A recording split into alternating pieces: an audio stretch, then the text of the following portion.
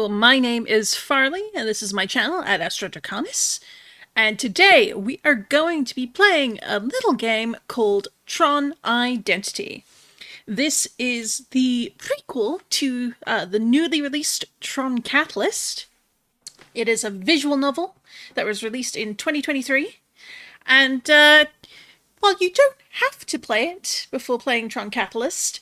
I've seen hints that it doesn't hurt your enjoyment and might even make you do as I did during the during the demo. In the very least, make you point Leonardo DiCaprio style and go, "I know that guy," or "I understood that reference." So that is what I'm doing today. I'm gonna give Tron Identity a whirl. I did play this back when it came out in 2023. But I never actually got around to finishing it. So we're going to do a fresh start completely with playing this today. And we're going to see how much this sets up events for Tron Catalyst. At the very least, I know that we definitely meet one particular character. So let's get started. And you've got Kevin Flynn's little hidden area. I believe this game is set 10 years after Tron Legacy, is it? Certainly the second Tron movie. Let's just double check on that. Yeah, Tron Legacy. And from what I understand, it is, we've got even a quote here sort of summarising it. It's 13 years after the second film, Tron Legacy. The player follows a character called Query, who's a program who investigates an explosion in the repository, a building in a backup grid created by programmer Kevin Flynn, intended to house ISOs. So we're going to be following his investigation and seeing exactly what's going on. So I'm going to do new game. Existing progress. Continue? Yes, indeed. I don't remember any of my previous playthrough aside from recognizing a couple of characters, so let's consider this a fresh start, a fresh playthrough. Let's do this.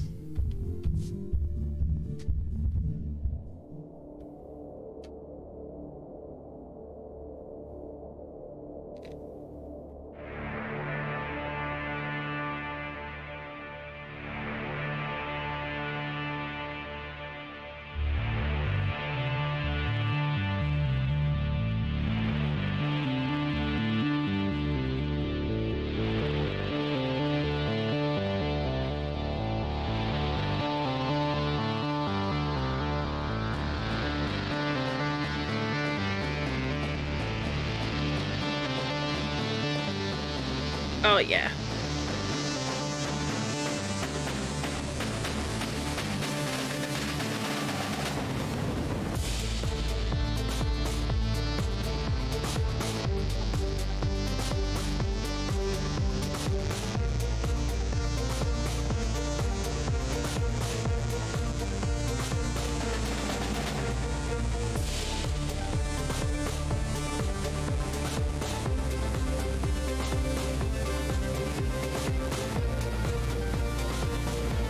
Oh, this is some good music.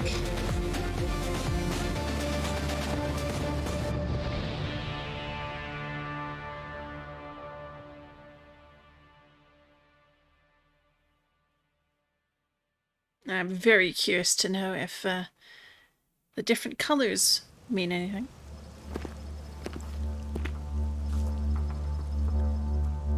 Welcome to the grid program. To progress the story, press next. Ooh. Oh.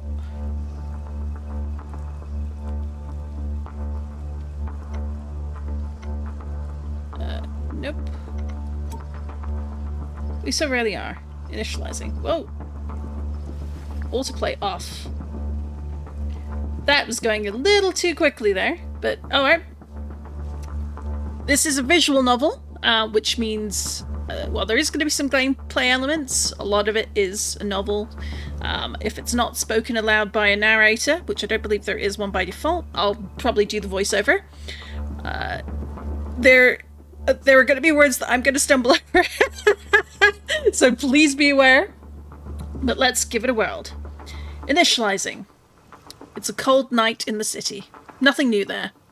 You pull your coat tighter. Feel the heat of its glow, a small comfort against the brittle rain. Across the park stands the repository. A grand building. It stands sentinel among all surrounding it. It is architecture as power play. A statement made in light and stone.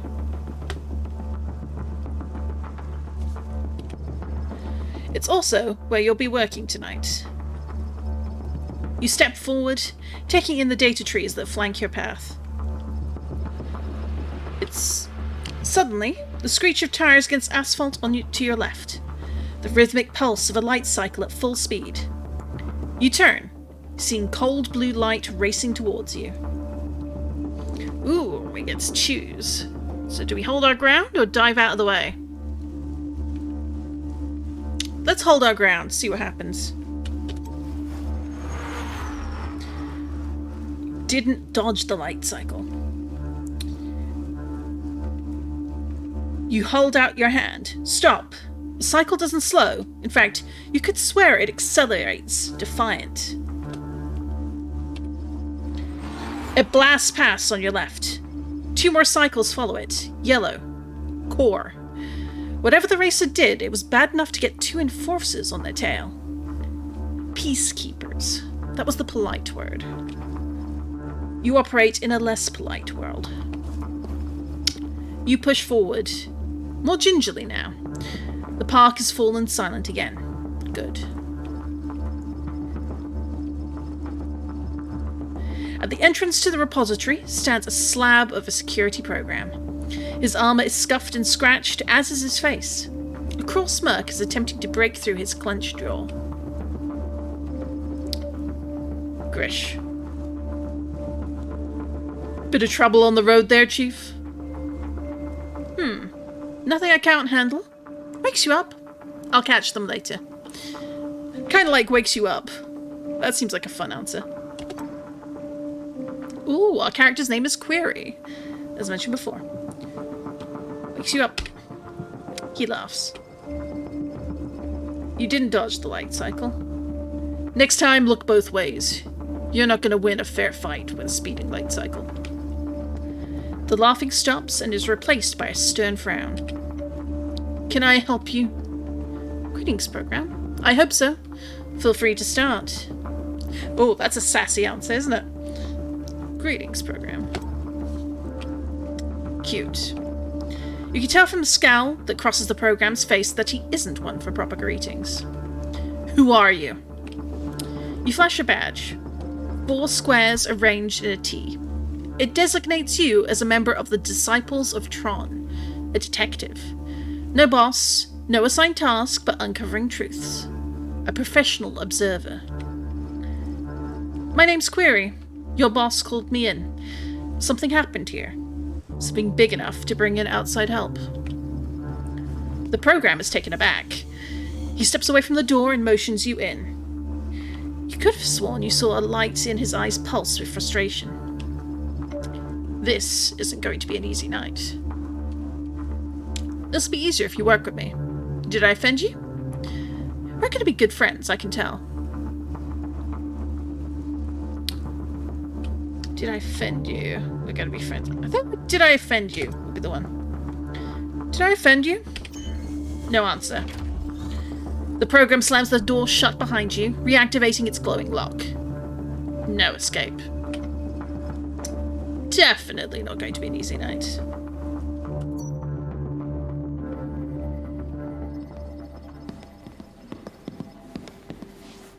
The lobby of the repository is beautiful. It demonstrates the same power as the exterior. Grish hustles you into the elegant space. You note that it is empty, quiet. Where is everyone? Beautiful. You work here?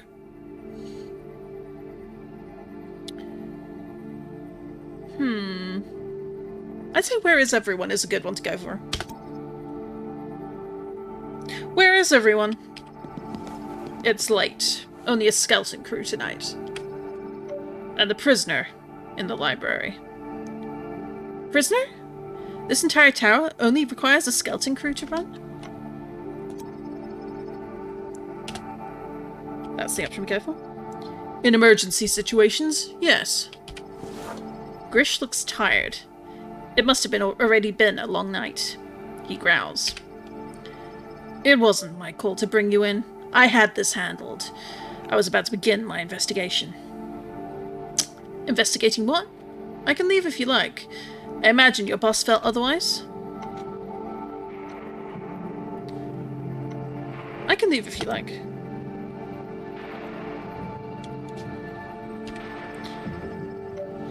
Nothing to please me more, but I'm just following orders like you.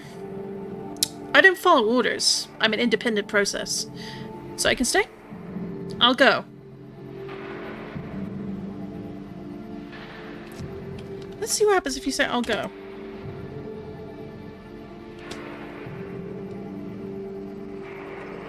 No, you won't. You can tell Grish isn't used to dealing with inquiries like yours. He ushers you past the lobby's vacated front desk towards an elevator. We've moved all non-essential staff to a secure location. I've been ordered to send you up to Prince. He runs this tower, and he's taking the events of the night very personally. You'd think they'd stolen from his own personal collection. Maybe, way he sees it, that's exactly what happened. There's been a robbery? That's right. Someone picked tonight to steal something precious from us. Prinz will fill you in on the details. I don't know them all yet, either. I heard the explosion, activated the lockdown, and put things in order. Since then, I've been out here, securing the perimeter, and waiting for you to show up. Took you long enough. I guess you were busy holding up traffic. Not successfully. But I respect the effort. An explosion? What does lockdown entail? Why did you go outside? Let's do what lockdown. What does it sound like it entails? Locks. That's right. Nobody in or out. Except me? Thanks for making an exception. Thanks for making an exception. Prinz gets what Prinz wants. Grish moves to the elevator. A keypad to its side awaits activation. He reaches out his hand to the panel. It hovers, a sharp intake of breath. What? Is there a problem? Forgot your code? Is there a problem? Grish stands in front of the panel, looking at it, then back to you. He's confused. He catches himself, confusion turning into frustration. Since the explosion, I've been missing things. Memories? Manners. Wow! We could be a real dick. Yeah, let's go with memories. Memories? Yes. I don't know if it's got anything to do with the explosion, but my memory access is failing me. There are holes. Your DOT, you said? You can defragment identity disks, can't you? Recover memories? I can. With consent, yes, if I choose to. Let's go with the consent. That's the most important part. With consent, yes, I grant it. Do what needs to be done. Here, take it. He hands you his disc grudgingly. Defrag. Ooh, puzzle time! Match data cards to defrag a disk. Drag the circle card onto its matching neighbor. Okay. Okay.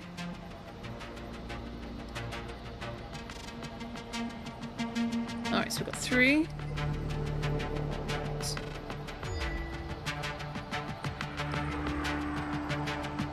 Okay, interesting. It can either match the symbol or match the number.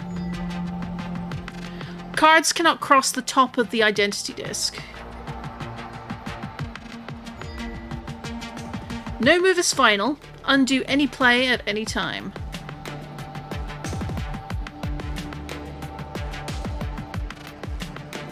Undo move. Start Let the AI make your next move. A limited number of times per puzzle.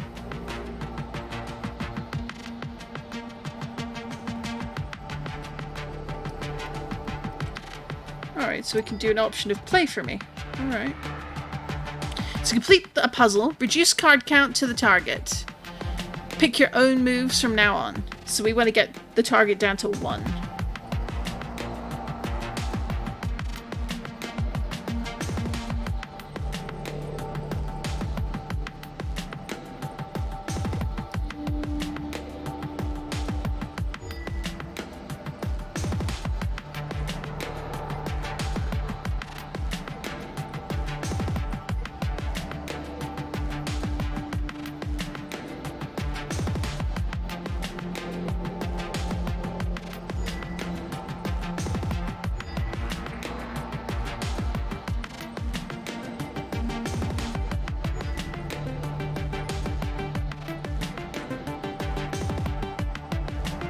Alright, so evidently that was not the right one to do.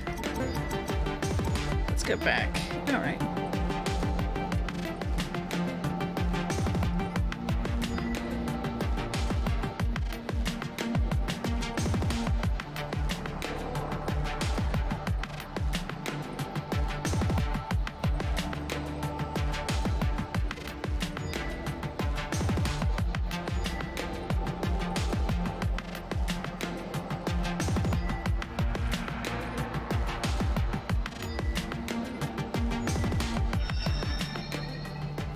Alright, not sure I actually got that right, but okay, I'll assume I must have. Continue. You hand the disc back. Grish takes it, replaces it on his back. A slight pulse in his eyes signals the date of refresh. Got it. Grish gives the slightest of nods. It's the closest you'll be getting to a thank you. He taps the code into the elevator, unlocking it. I've unlocked repeat access rights for you. You'll be able to travel to any location Prinz allows. Thank you. Any other gaps in your memory? About time. Let's do any other gaps. Grish grunts. He's clearly frustrated to have shown his weakness to you. You move towards the elevator, but Grish puts out a heavy hand, blocking your path. I'm not going to let you do this without me. That's not your call to make. You could join me. I don't need anybody. Now, we're being pretty open, so let's do you could join me. Grish laughs. I don't join you, program. You join me. Whatever you want to call it. Your boss called me. That could work. Whatever you want to call it. He nods. Alright then. You push forward. He's surprised. Let's work together. You accepted Grish's help. You reach out a hand. He takes it, shakes it. Alright. The most sincere smile of the night plays across Grish's face. Prinz's office is upstairs. He'll be waiting for you, for us. What's he like? Anything more to do down here? Let's go. Let's do anything more to do down here. Unless you wanted to have a sit down and watch the energy falls. No. The elevator door is open. It's time to visit the man who called you here.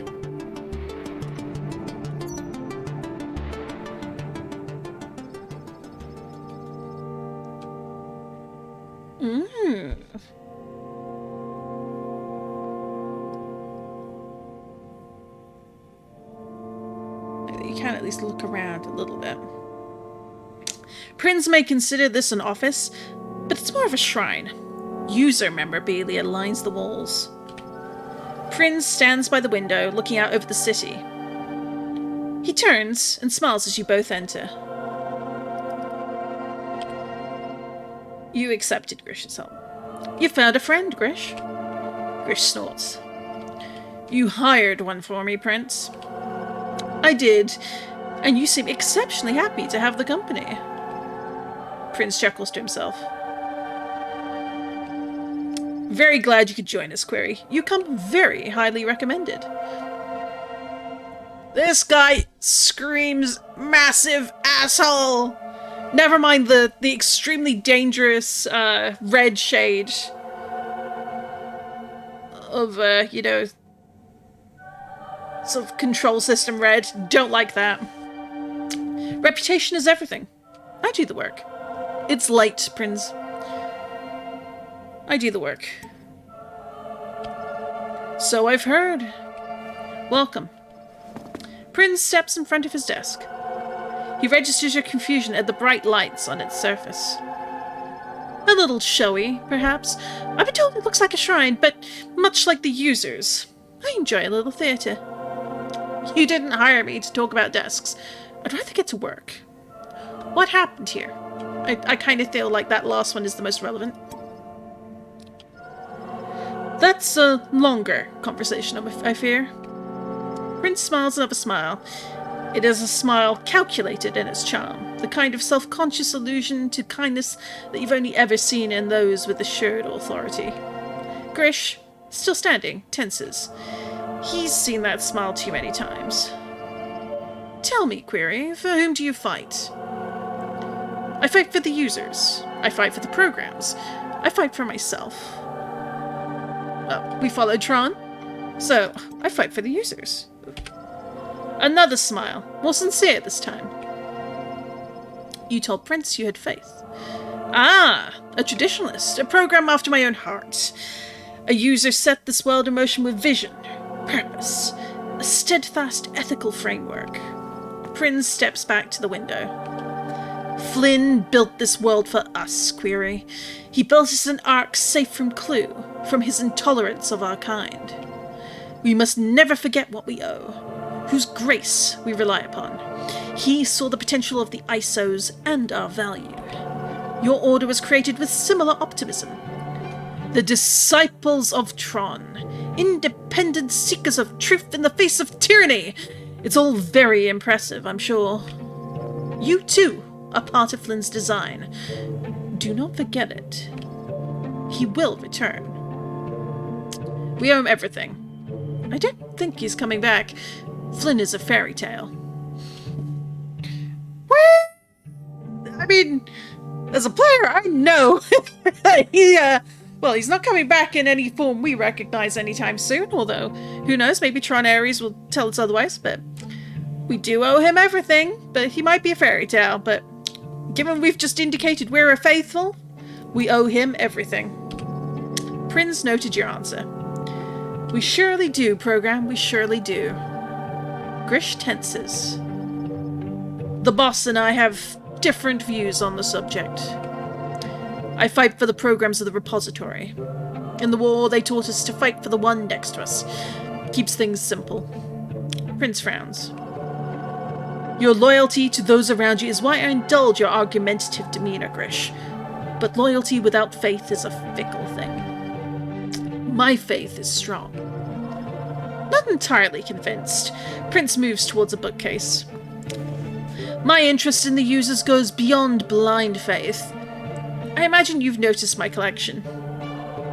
Very impressive. Can we get to the case, please?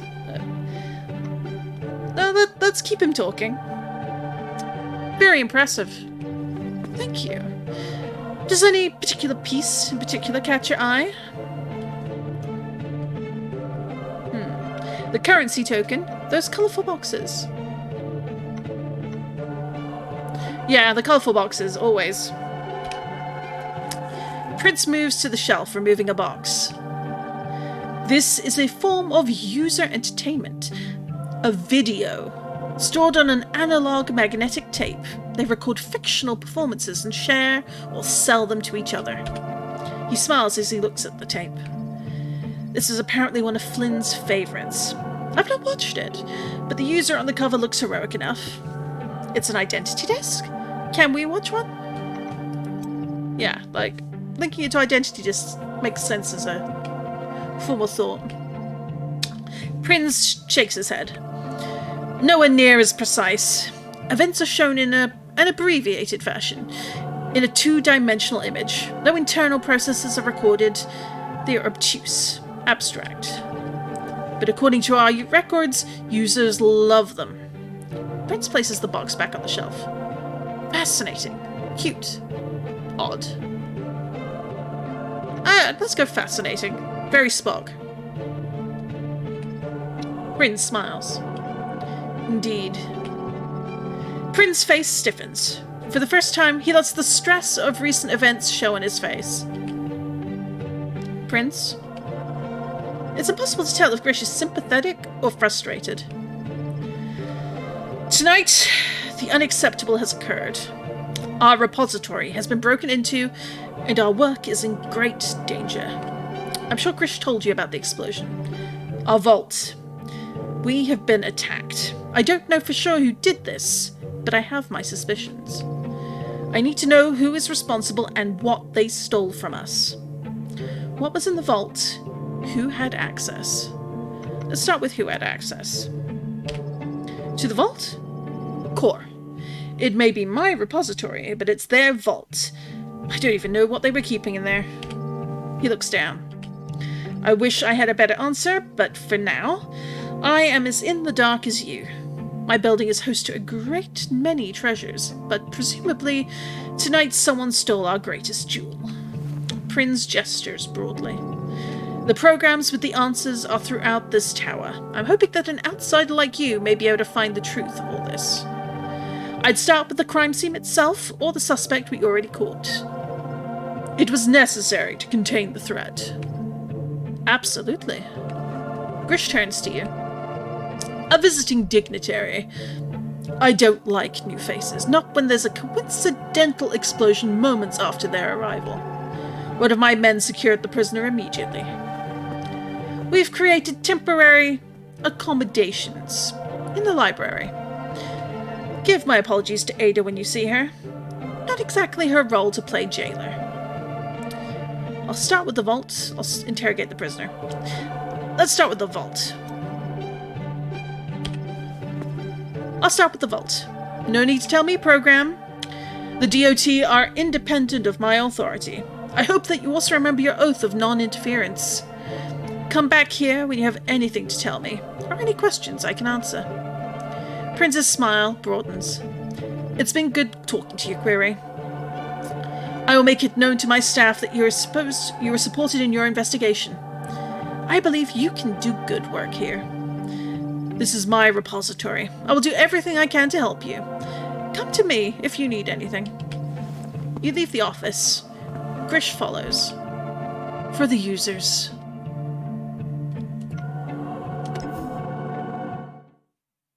Interesting. I'm just going to do one thing quickly. Config. I'm going to turn the music down a bit. It's a little loud. If anyone wants me to turn it up, please do let me know in the chat. So we got the admin office. We got the vault. We got the library. We got the lobby. Well, we were saying we'll go to the vault, so we'll go there first. Oh my goodness. That's quite an extensive amount of damage. A memory of great energy hangs in the air.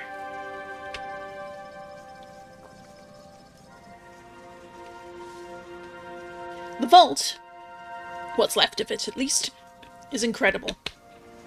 Hot red light permeates every corner, highlighting the blue cracks and damage of the explosion. The heat of that light is matched only by the cold of the wind blowing through from outside. In the place of the vault interior is the gaping wound of the blast. The light of the city outside is weightless. Slumped in the corner, you see the only other program present, a guard. An exhausted face looks up and back at you. The clothes are more ornate than Grish's. This isn't one of his guards. A core honor guard, maybe. What happened? A good question. You turn to Grish. Hang back, okay? This will be delicate. How do you think we should approach this? Since we're treating him as an equal, we're working with him. That's the approach I'm going to go. How do you think we should approach this? I think the guards suffered enough for one night. Why don't you take the lead? Whatever they were guarding's gone. They didn't talk much after the explosion. I left them here to recover. He stands back by the door as you approach. Hey, what's your name? Mind if I ask you some questions? Rank and ID number. Let's start with rank and ID number. Huh? It's only now you realise, looking at the guard, how young they are. Their hair and uniform are pretty messed up, but this guard isn't more than a kid. A kid left to guard something worth destroying this vault over. You're confused? Do you know where you are? I'm Query, a DOT. Or Dot. I'm just gonna say Dot from now on. I'm Query, a Dot. I'm here to help. Okay. Am I in trouble? Not at all. I think the trouble's past. Everyone's a suspect. No, the trouble's past. Uh-huh. This is going nowhere fast. The guard needs help. Likely this close to the blast, their entire memory is locked out. You kneel in front of them. Gesture towards the identity disc on their back. I'm Query, a Dot. You said that already. I did. If you'll let me, I can skim your disc, help you put some of the details together, maybe start to figure out what happened here. Okay. They understand. You reach over, take their disc. Time to make some connections. And let's defrag. Do I have any idea what I'm doing with this? Absolutely none. Alright, so unlock location. Clear 2 cards of the same value consecutively. Blocker errors are temporary cards which take up space. Work around them. Ah, that'll be these ones. So 1, 5. Okay. When the bar next to a blocker card is full, it disappears. Okay.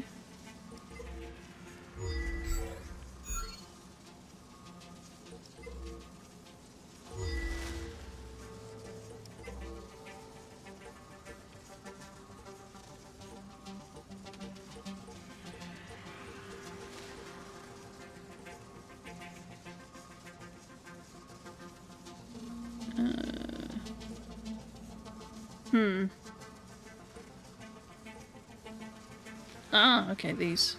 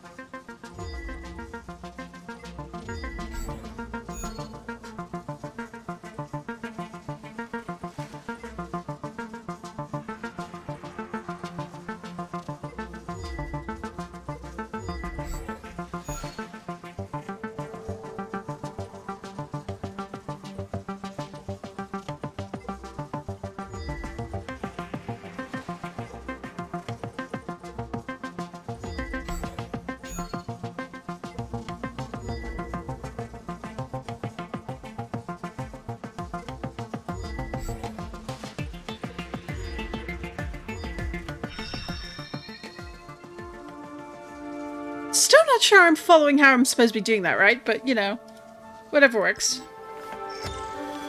You replace the disc on the guard's back. Cass. My name is Cass. It's a start. You smile and help Cass to their feet. Steady there. What do you remember? Steady there. They make a concerted effort to stay standing and manage it. Unsteady, but vertical. Thank you. It feels like the explosion just happened. Light and sound all around me. It was horrible. You look out at the gaping void of the vault and the city lights beyond. Do you remember anything else? Anything at all? Cass steps over to look out over the city with you. Like what? A program? Anyone else here before the explosion? What were you guarding? Your superiors within core? The explosive device itself? Yeah, that's an explosive device. I don't remember seeing one. It was hidden, maybe? I'm trying to be helpful, I swear. It all just keeps slipping through my fingers. The explosion fried their memories. You'll need to come back, work through this with them. Your only witness barely remembers anything beyond their name. Do you have any questions for me? 1. What's Dot? You chuckle. You've never been asked that before. Saying Dot tends to make programs less talkative, if anything. I'm a detective. I solve mysteries. I'm independent. I work outside any power structure. Have you heard of Tron? Have you heard of Tron? The program who fought for the users? Cass seems confused by their own question. Huh. A story I remember being told a long time ago. You smile. Yes. Well, my order bases itself on his example, without the allegiance part. We believe in finding the truth, without fighting for any one side. Truth should exist outside of that. At least that's what I was taught. Although I have lost sight of that in the past. Interesting query. That's an interesting option. Let's go with... At least that's what I was taught. Cass nods, solemnly. You walk back towards the door. Grish is waiting for you. Tough kid. Indeed. Not tough enough. No, indeed. I've always admired the core honor guard. Ruthlessly efficient. Best on the grid. You note Grish's respect. Not something you've seen much of tonight. You hope it's well placed. We should move on. He's right. It's time. Perhaps the prisoner in the library will have more to say.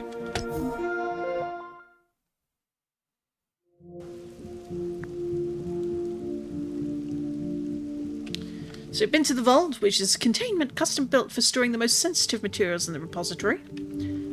Obviously, upstairs was the admin office, an opulent office from which the entire building is run. We've got the lobby, a grand entrance to an impressive building. And then the library. A vast library of curated data transformed into a temporary prison. Off we go.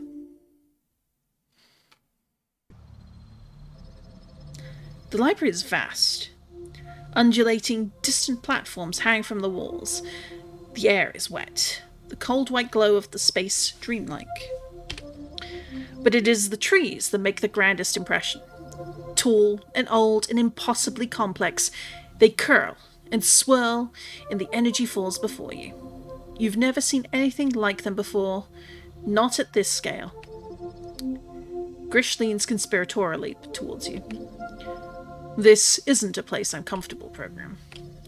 Learn what you want about the library, but remember, we're here so you can question the suspect.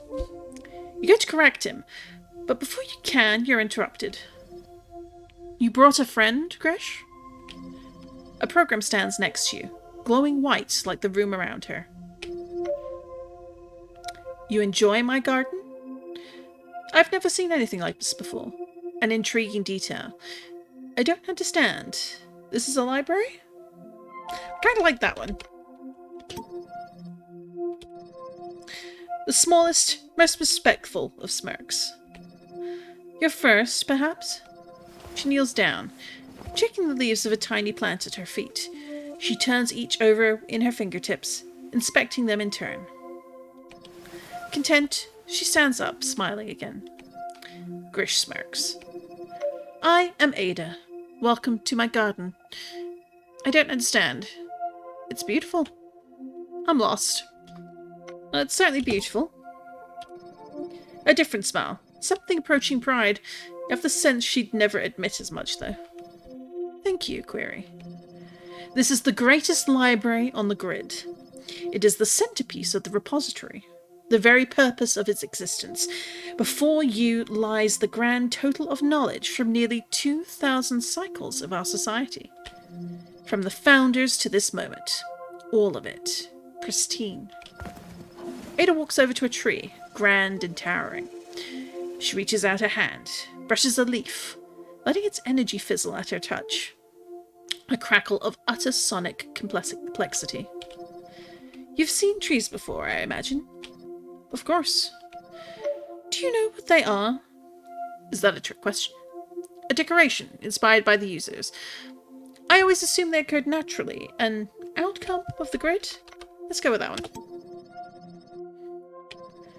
The description is accurate, but fails to capture their full function. Trees are data, records of our history. Not individuals, but an entire society. They are our memory at a cultural level. I understand you work with identity disks as part of your investigations. Has the similarity between these forms and that of the data you see in your travels never struck you as interesting? She pulls a hand away from the leaf. Your order, the DOT, you do not interfere. You seek truth, but seek to have no impact in the worlds you investigate. The echoes of your kind in my garden are quieter than the most. You believe her. It is as intended. I have questions. I'm sure you do. Ask them. Take your time, and then I have someone to introduce you to. Remember why we're here, program. At multiple points in your investigation, you'll have the opportunity to dig deeper via investigation choices, marked with a magnifying glass. Take your time to ask as many as you like, and then move on. So if trees occurred naturally, why have a garden? I was expecting shelves. Book. Any memory loss? Yeah, let's go with this one first.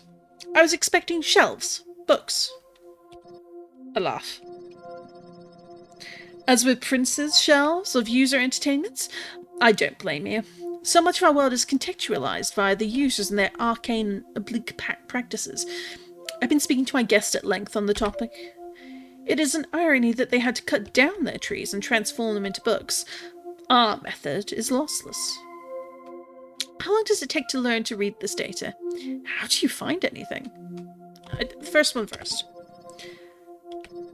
How long did it take you to learn to read the data of How long did it take you to learn to read the data of an identity disk, to guide programs to the truths they already know? No, I have a gift for it. It takes many cycles to study, but you don't learn much before you find yourself in the field. Precisely. It is the same with my work. As with many things, the library holds no value without the one who can use it. Right. If trees occur naturally, why have a garden? She nods. Respecting the question, it is one she's been asked before. The data of trees in the wild is rich. They capture all around them, but the noise is also chaotic, unguided, raucous even. In my library, I can cultivate the data, refine it, prune it. I can find the truth and preserve it for future generations. You mean you can rewrite it? That sounds like an enormous task. That first one. You could swear you saw a microcycle of frustration cross the tepid serenity of Ada's face. I can provide lenses, frames. Data cannot lie, but I can help others to read it correctly. You are unconvinced. I know my role. Any memory loss? She looks confused. There seems to be some of it going around, maybe linked to the explosion. No, nothing. Maybe we were insulated from the bulk of it.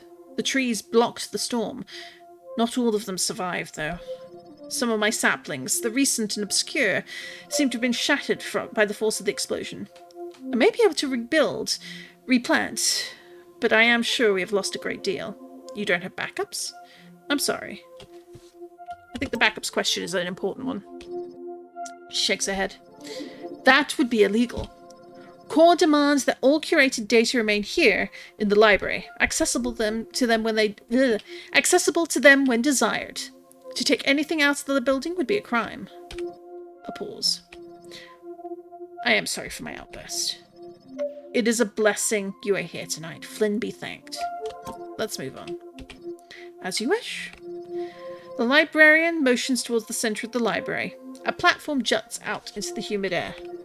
Please follow me to the observation deck. You accepted Grish's help. Both of you. As you walk, she explains. Under normal circumstances, this is a place of tranquility. The observation deck provides a place to meditate, to consider the knowledge collected here. To knock on the sky, listen to the sound. Action without action. A Zen thing? I like that first one. That seems a very Flynn thing to say. A student of Flynn?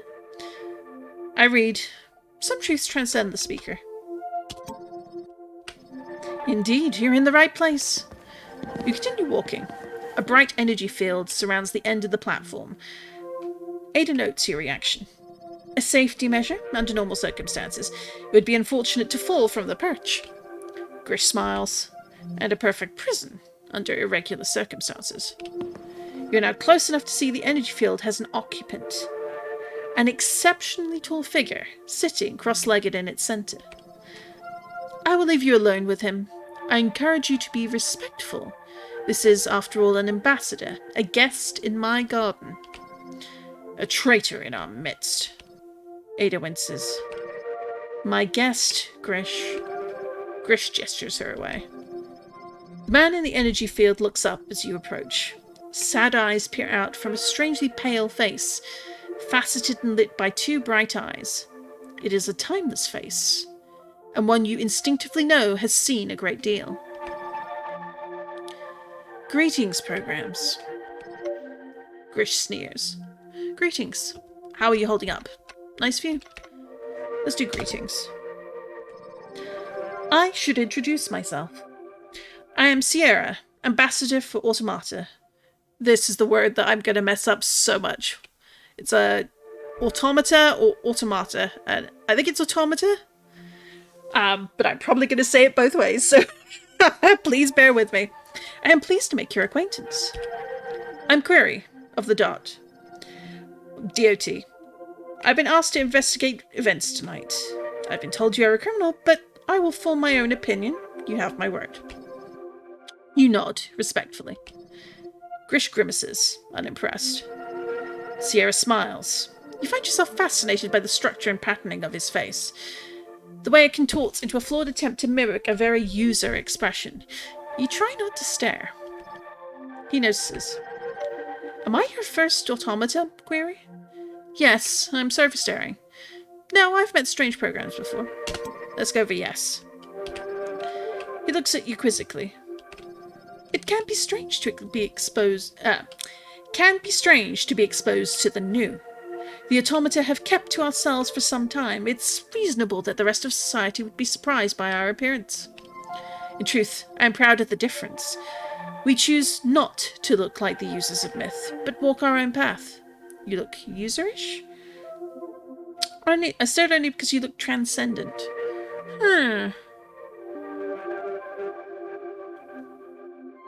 You look userish. That is intentional. I am an ambassador. I approach other programs on their own ground, and therefore must do what I can to make them comfortable.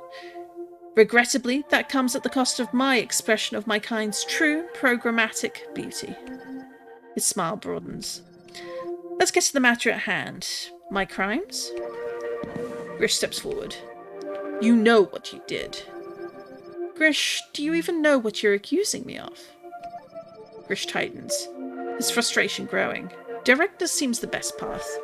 Did you cause the explosion, Sierra? Did you steal something, Sierra? Are you innocent, Sierra? Let's just be direct.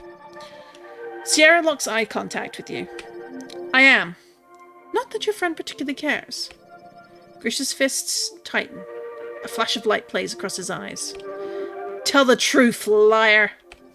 The prisoner stands, slowly. He's a giant. Almost twice your height, he looms over you. There is great strength there, but also a gentleness to his posture, his movements. I am not your enemy, Query. And I don't believe you are mine, either. I will happily answer your questions if you return to me. I will help in every way I can, but I fear I am as ignorant as anybody else here. He points at Grish. But that one cannot join us again. His mind is locked on target. He will not find your real culprit for you. Sierra turns his back to you. Your conversation is over, for the time being. Prinz needs to hear what happened here. Does he though? Does he though? Alright, so I'm just going to go down to the lobby. I want to see if there's anything that triggers down here. The lobby is empty. Alright. Nothing here for us. Alright.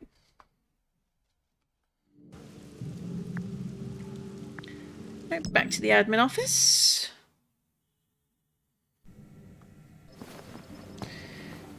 The office is still as grand and impressive as it was the last time you were here. You and Grish approach. A silent nod indicates that your colleague wants you to take the lead again. Bryn stands at the window as you approach. He turns. A smile of recognition. Welcome back, program. It's good to be back. How are things? It's good to be back. A nod. I fear things have continued to slide in your absence. I find myself increasingly forgetful. Some kind of lasting symptom of the explosion, you think? That seems to be the case. It's complicated. No, I don't think so. I'd say it's complicated. It doesn't seem too complicated. I find it profoundly unsettling to be myself, but to also have parts missing. I'm a program that prides myself on my memory. My use are given... No, I go too far. I thank the users for my gifts, of course. Prinz looks out the window. Tonight, I'm jealous of the programs out there who continue their ebb and flow untouched by what has happened here. How many programs function entirely in the dark? How many remain ignorant? So peaceful. Isn't this place built to keep them ignorant? Then teach them. They're likely happier. Then teach them. A smirk. And how would I do that? Let them in to see your library. Meet them where they are. I don't know. I'm ignorant too. Meet them where they are. Down there? I can't remember the last time I walked the streets of the city. Prinz wobbles slightly, imperceptibly. Grish notices. Are you all right, Administrator? He straightens. Of course. I'm just a little off balance from tonight's events. I find it so hard to focus in on the detective's points and questions. I've forgotten so much from earlier. You can help, program? I can. That's what I've been doing all night, if that moves things along. I can. Then do it, please. Help me put things back together a little. Prinz takes the disc from his back, hands it to Grish, who hands it to you. Interesting that he's going to hand it directly to me. Very suspicious, actually. Ooh. Lock errors are obtuse. They lock cards from being moved or cleared.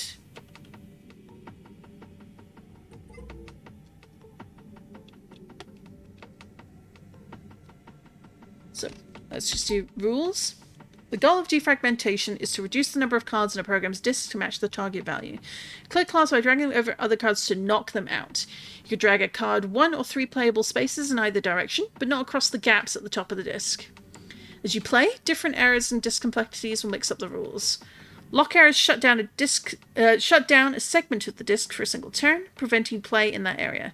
Make sure you always have options in different parts of the disk to avoid this becoming a problem. Okay, so this 6.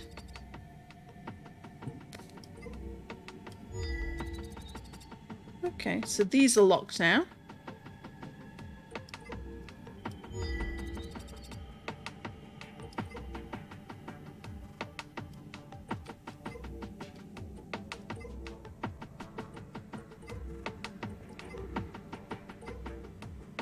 Ooh, oh, 1 and 3. Okay, yeah, no, I get it now.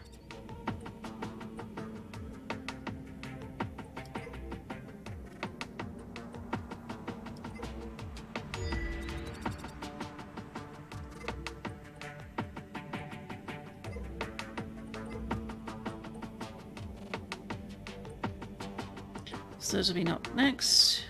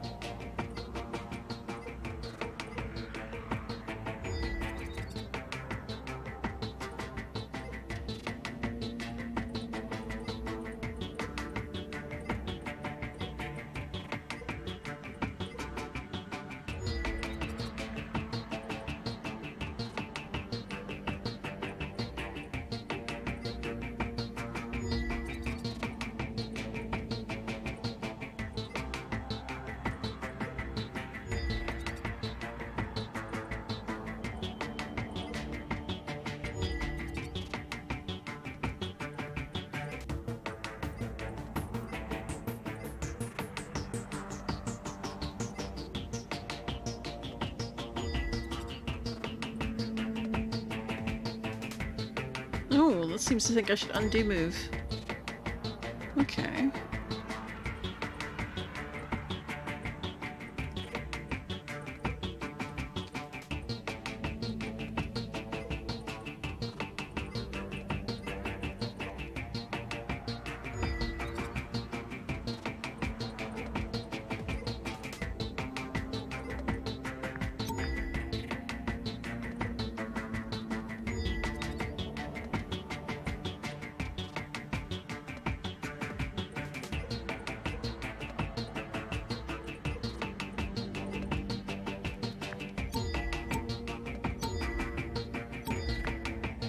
Yeah, let's try that again.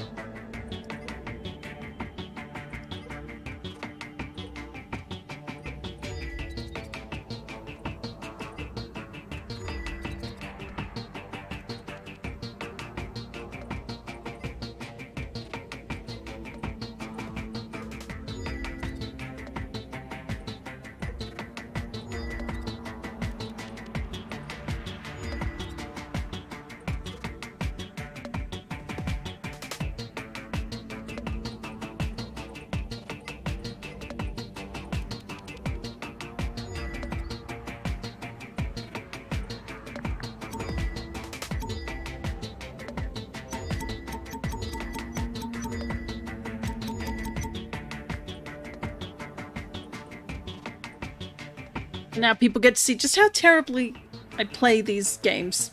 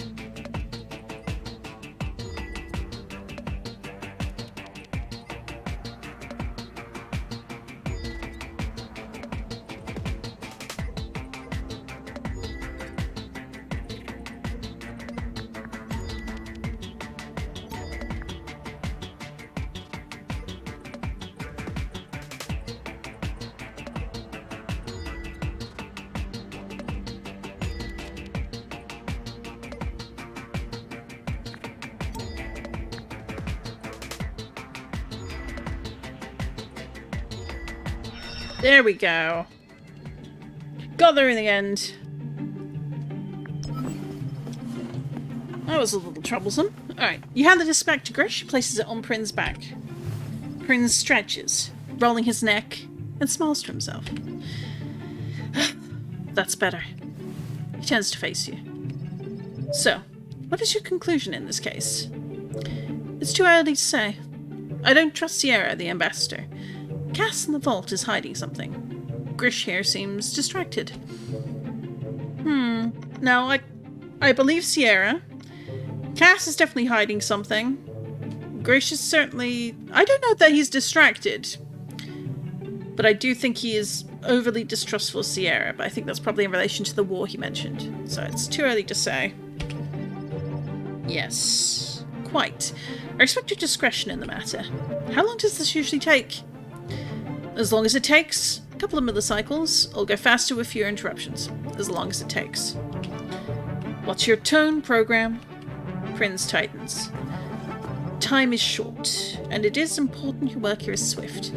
I am of course comfortable to answer any questions you may have of me or Grish here before you resume your investigation. Ask as many as you like. How Sierra's fellow programs react to his imprisonment? How long before the explosion did Cass arrive with the item for storage? Why hide all this information away? Let's do Cass first. Barely enough time for us to register the arrival on our systems. Whoever did this, they knew ahead of time. They planned this. It's not good. Points to someone with information about our procedures. Oh, it's far worse than that. It implies the involvement of someone with information about the procedures of core. Prince winces. Whoever did this knows more about the comings and goings of our vault than I do. Why hide all this information away? Did Ada not give you her usual speech about pruning and refining information? Prince smiles. We don't hide anything. We maintain society via careful control of data. It requires a delicate and respectful touch. There is information that can kill, program. That doesn't sit well with you. How will Sierra's fellow programs react to his imprisonment?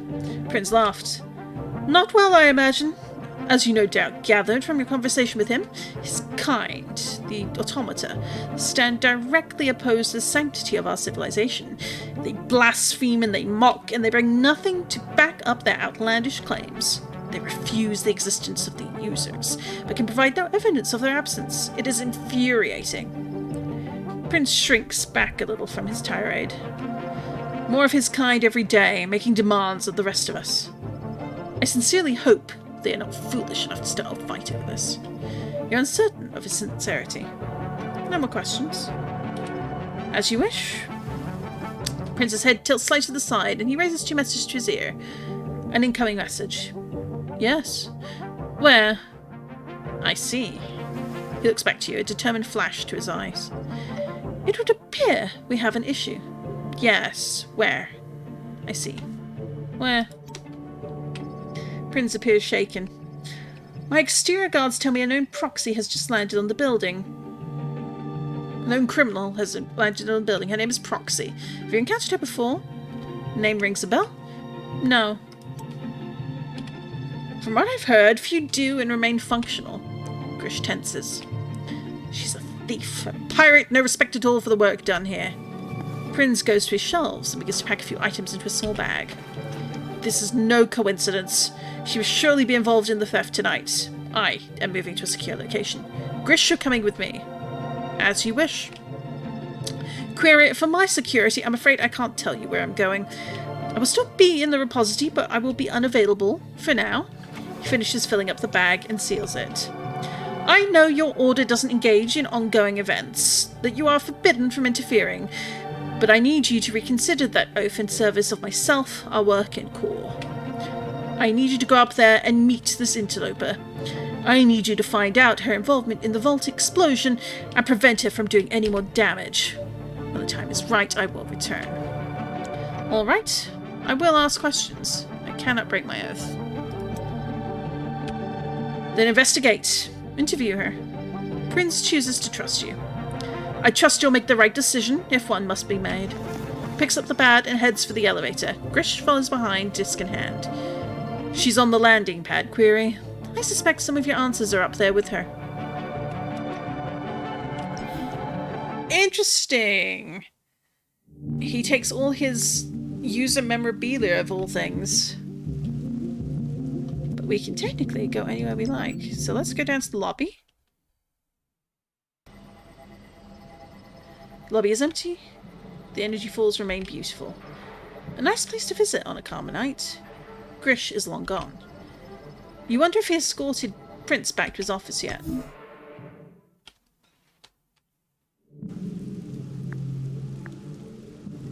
We've got the vault, the library, the landing pad.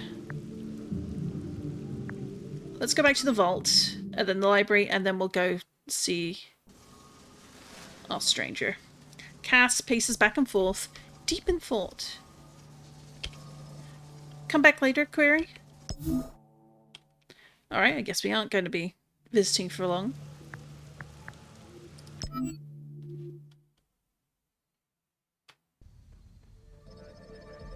The library is as vibrant as ever, but there's nothing to do here at the moment. Alright, it seems like they definitely want us to go to the landing pad, though. I'm going to go to the office, just in case. Prince wouldn't risk coming back here. Not yet.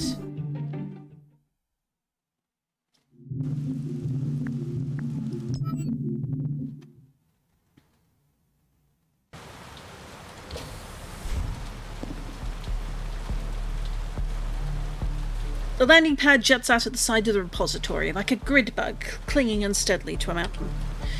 You're starting to relate to grid bugs. You're no negotiator. You've never interacted with active crime directly. The disciples of Tron investigate. They do not instigate. A yell tears through the rain, breaks your process. Greetings, program! She stands in the center of the platform. Behind her, a stolen recognizer takes off, soaring back into whichever corner of the city it's usually hidden. She walks towards you.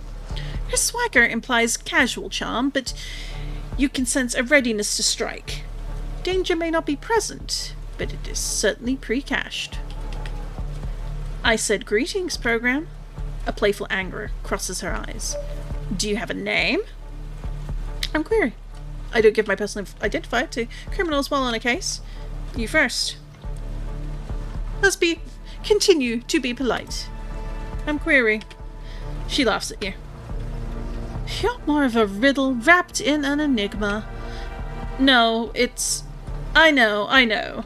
You're DOT, right? Sworn to find the truth outside the wheels of power, etc., etc.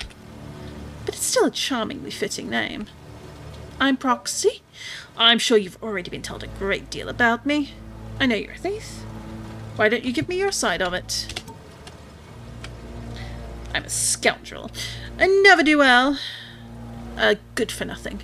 Well, nothing except liberating the property of bigger scoundrels.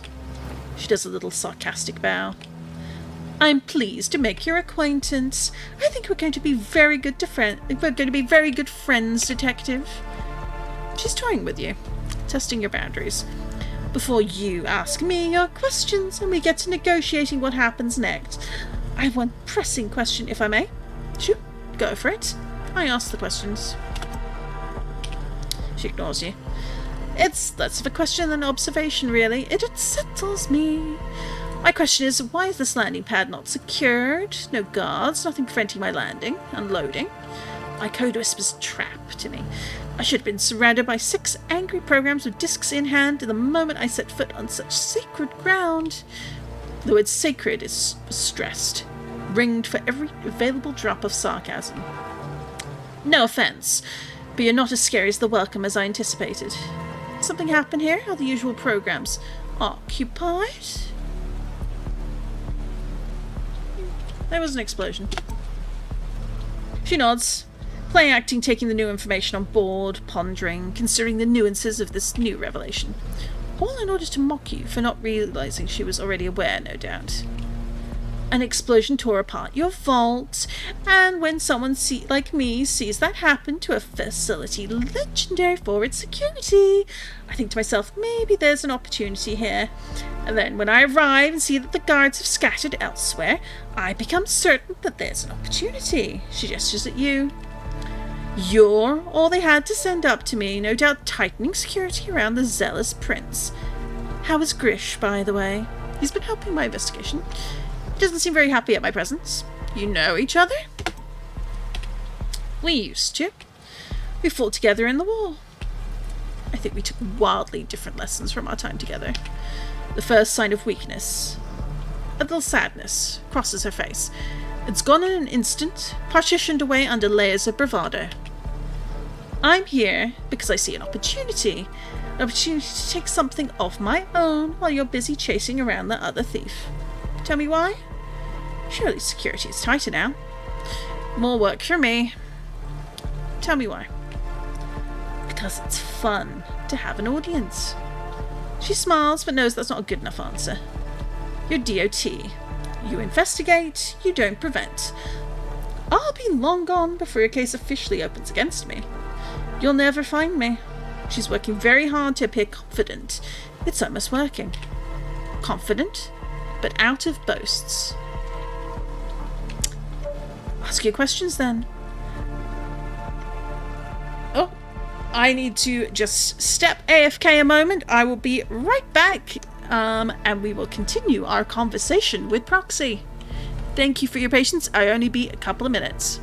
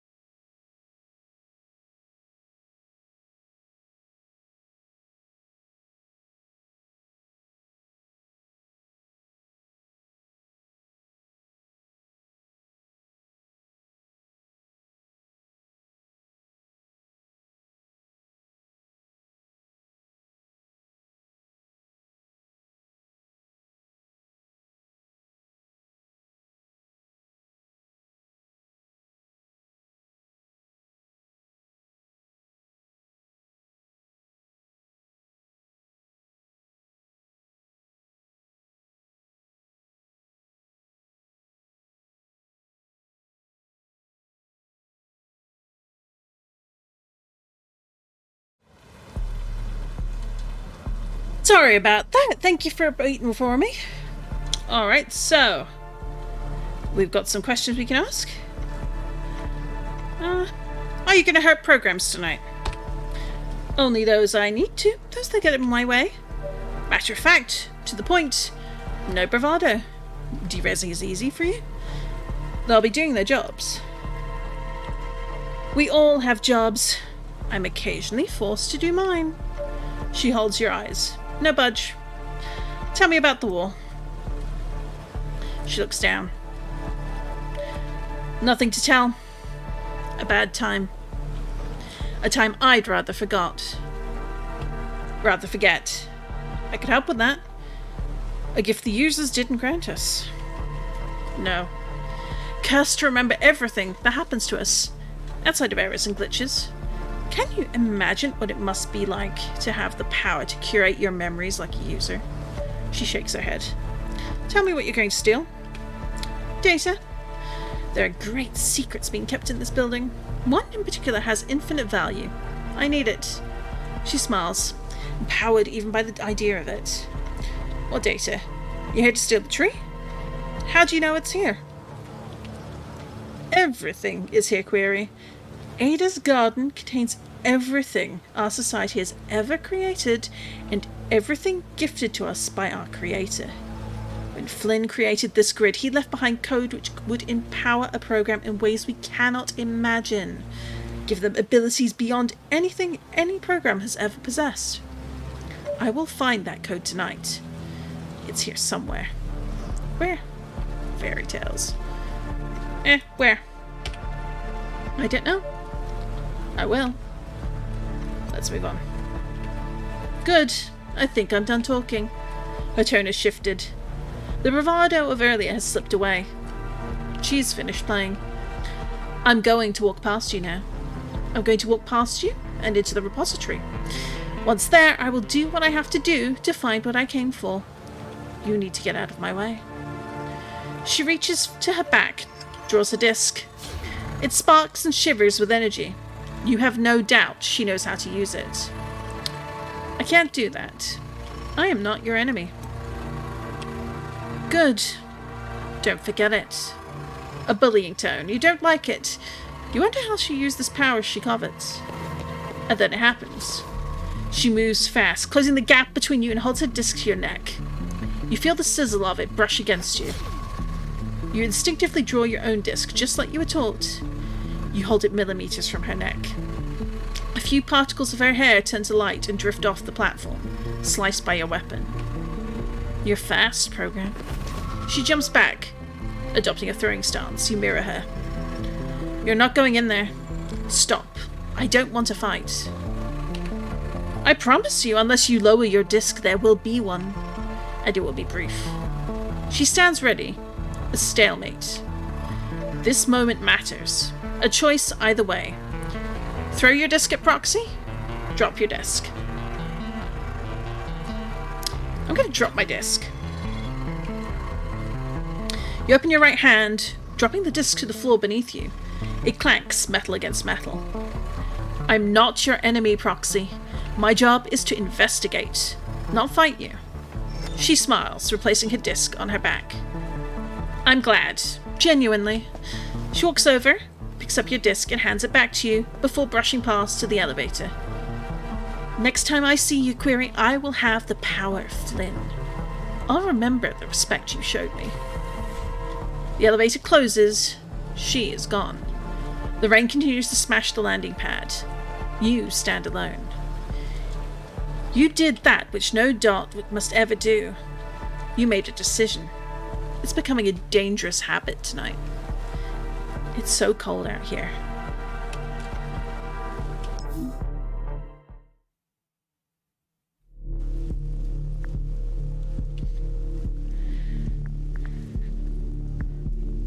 Alright, do we want to go to the office? Let's go to the office. Anyone here? Knock knock. You enter Prince's office. He and Grish are long gone. Look around. This is a good opportunity to explore Prince's collection of user artifacts. Okay, let's look at the book. Tucked away on a shelf is a thick, heavy book. Its cover shows an abstract landscape rendered in bright light and polygons, not dissimilar to views you've seen at the outskirts of the grid.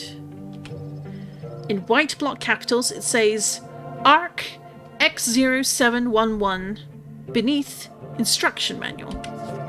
You flick through. This is a description of a machine, but specifically a machine for housing programs. You blink. This is a book about the machine in which the grid resides. Some kind of guide for users. This is profound. Learn more. You skim back through the book to the introduction and begin to read. Jump aboard the ARC X0711 and be swept away to a future like none you can imagine. Congratulations on your new purchase with the unique technology at the heart of Encom computers. You can feel confident that no matter what the task, your hardware will be up to the challenge. So sit back, relax, and float above the flood of lesser hardware with the powerhouse you can take with you, TM. Put it back, for now. We can probably read that on another round. Place the back of the book on the shelf. A little shaken by how close you just were to truths you cannot fathom. A shiver, and then your focus returns. Look at a small statue. Walk over to shelves on the left. Oh, so that statue there. A small statue sits up on the shelf. It is simple, white plastic, with printed blue highlights, but you recognize it instantly as Tron himself and take it from the shelf. You've never seen a statue like this before. Intricate hinges attach his limbs. You can fold and move them in the simulation of movement. Is this a user toy? If so, do the users know the story of Tron too? Consider the object. You are raised with the stories of Tron. His fight for the users. His eventual disappearance. The disciples of Tron modeled themselves on his example, seeking truth and justice, standing up to power, new or old. Tron was programmed to fight for the users, but the DOT fight only for the truth. You'd like to meet him one day if he still functions. You place the statue delicately back where you found it. Look at paper clipping, at the blinking device, look at jacket. You reach for a jacket hanging in the corner. An odd garment, grey chest and cuffs with red sleeves. The collar looks vaguely military, and two large pockets flank the chest. A practical item.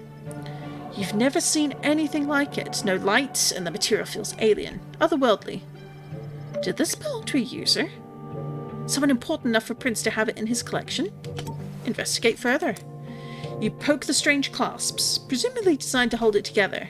Ever the detective, you reach carefully into a pocket. Your hand brushes over some small cards. You pull them out. Duplicates. Each one, printed in bright red, Flynn's Arcade. Huh. You place the jacket carefully. You'd rather nothing was out of place for Prince's return. We'll look at the blinking device. You walk over to the shelves on the right. A slightly crumpled piece of paper is tucked between two other boxes. You pull it out. It's an article of some kind. You read it. Renaissance Man by Ethan Romero. The first thing I learned about Edward Dillinger was his taste in helicopters. As I sat waiting for him at the rooftop bar of 1 Moss Street, I was startled to see a jet black helicopter fly past the window, illuminated decadently with red strip lighting. My subject would later explain to me that he found the red glow soothing after a long day staring at computer screens, but to me it was pure showmanship. This doesn't make a lot of sense. We'll keep reading. You skip forward a few paragraphs. Dillinger laughs, his English lilt giving an impression of a man out of time. A man from a more sophisticated past, perhaps. Of course, this is an illusion. My subject is a man of the future, a great inventor, famous for his pioneering work in artificial intelligence. He waves away any celebration away, of course. For him, his proudest work is in the field of arcade video games. He aspires to be an artist in the field and envisions a day where these electronic fancies are as celebrated as poetry, music, and film. I chuckle at this, but he seems ardent. You've never heard of this man? Skip a few more paragraphs ahead. Dillinger has recently crafted his most important invention of all, a son. I ask him if Eddie Jr. shares his inventive streak. He assures me that Eddie is already showing an aptitude for mathematics and computing. He's a born leader, too, with a ruthless command of the sandbox. He's running rings around his kindergarten teachers. Dillinger tells me the boy doesn't suffer fools gladly. Like father, like son. There's only so much sycophancy you can stomach at a time, especially for a user you've never heard of. I have. Look at the blinking device. It blinks with red light in the corner. You pick it up. Small buttons cover its surface. The blinking light radiates from a tiny screen. You carefully press 1. A simple image on the screen blinks to the right. Another button, and the image blinks left. Curious, keep playing. Press another button, and the image blinks up the screen. You realize these buttons indicate movement. You press another button to the right, and a smaller image jumps out of the first. This is some kind of representation, a simulation. Is the first image a program, the other a disc being thrown? Why would Prince have such a thing? Why would anyone bother to make it? Return the device to its corner, utterly confused. Take one last look at the place. The next time you're here, you'll see Prince back at that window. He probably won't let you look at his toys again.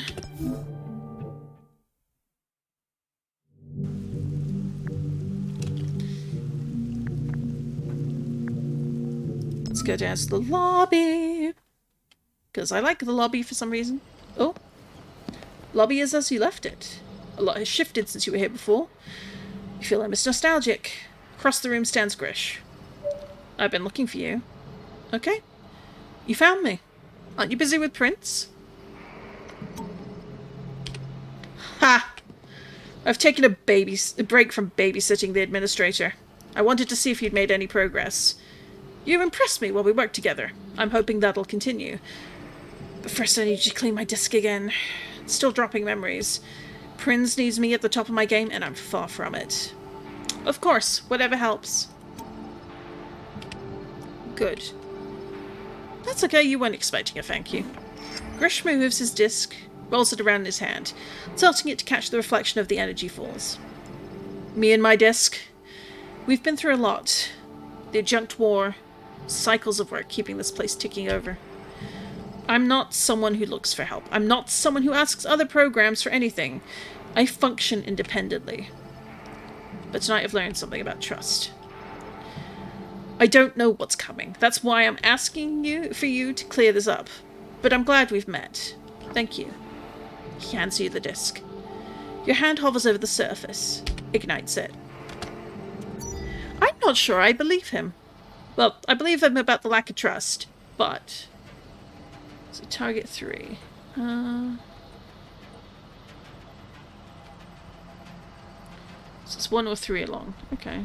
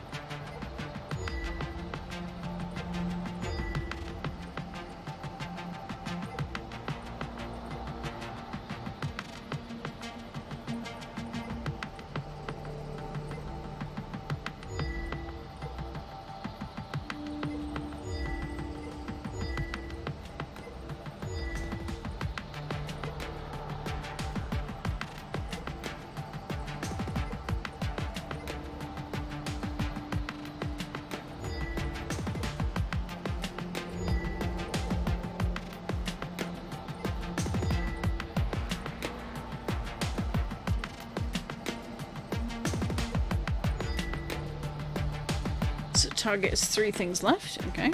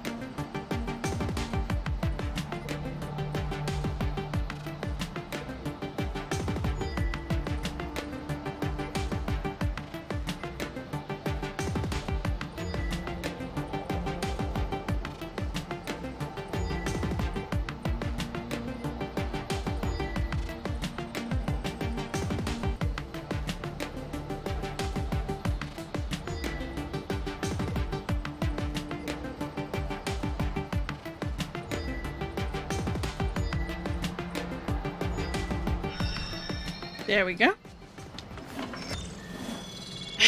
That clears some of the mist. He frowns. You let Proxy in. I heard intel that Proxy's moving through the building. My men have been unable to track her exact position, but this isn't good for any of us. There are sensitive things contained here. Secrets. The data trees, the contents of the vault, programs. The data trees. Yeah. The library's a vital asset. Its access is tightly controlled, though. You can only get in yourself because I allowed it. Ada and Sierra are secure in there. He seems pretty confident about that. I'm sure it made sense at the time, but you opened a dangerous door. You lost Grish's trust. Oh. We have to stop her before she does any damage. Did she say anything to you about her plans? She wanted to take advantage of the chaos. Nothing. She was looking for a code that gives you superpowers. He laughs. That'd be useful. What can I help you with? How are your men holding up? Good. They're securing floors throughout the building. Of them, told them to keep clear of reinvestigation for now. My priority is securing the repository. If Proxy came, so will the others. Maybe you'll help them too. How are you doing? Alright. I'm looking forward to rejoining your investigation after this is done. I've been better. Where's Prince? Shakes his head no. I wouldn't tell you if you had a disc at my throat. He's safe, is all you need to know. There are parts of this place only I know about. The office feels different without him. He smirks.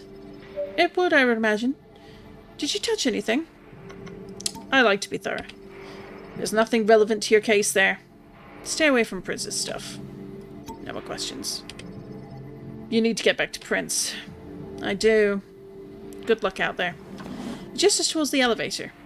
You take the hint and leave. Hopefully he can keep his side of things together. It's a shame to have lost his trust, actually. I don't personally trust him, but I do think it's a shame that we lost it.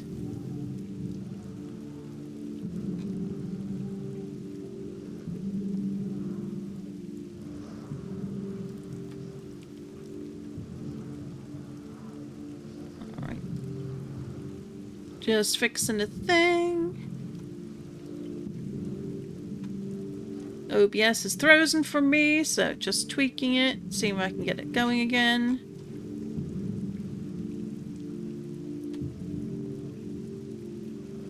Alright, not sure what that was about, but it is what it is. Alright, there we go.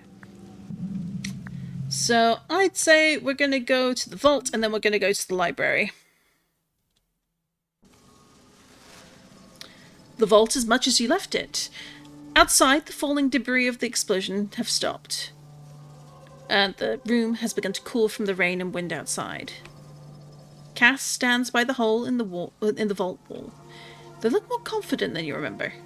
Already. Hello, Query. You okay? Be careful over there. I need you functioning. How's the view? They considered the question. It's the best view I can remember. Was that a joke? They're warming to you. They reach out into the void. The rain feels peculiar to me. It shouldn't. It's rain.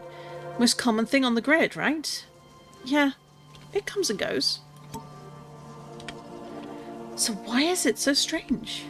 They withdraw their arm. Wipe it dry on their robes. It's cold out there. It is. I don't mind it much. Especially so tonight. That's strange to me too. A sensation. They walk over to you. I apologize. Ignore me. Everything feels strange right now.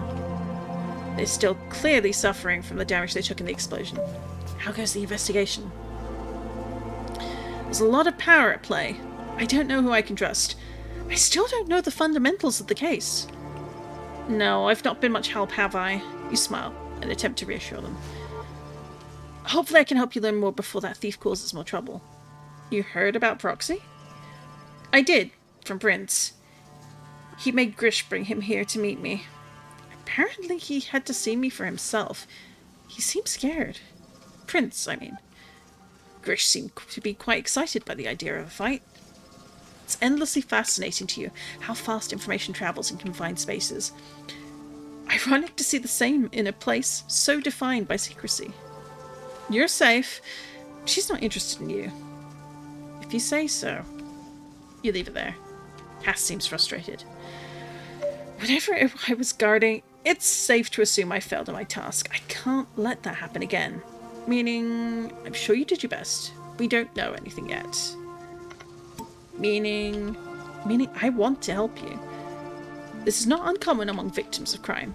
The need to contextualize themselves as active participants by assigning themselves blame. Claw back some autonomy. Victims are usually blameless. Sometimes, though. We need to find out what was stolen. We need to find out who you are. We need to find out who did this. We need to find out what was stolen. Okay? You nod. They remove their disc and hand it to you. Their hands are shaking. Are you scared? We don't have to do this. Maybe I should come back later. No, we don't have to do this. Yes, I think we probably do. They smile bravely. I want to know the truth of this just as much as you do. More, possibly. This disc holds an answer.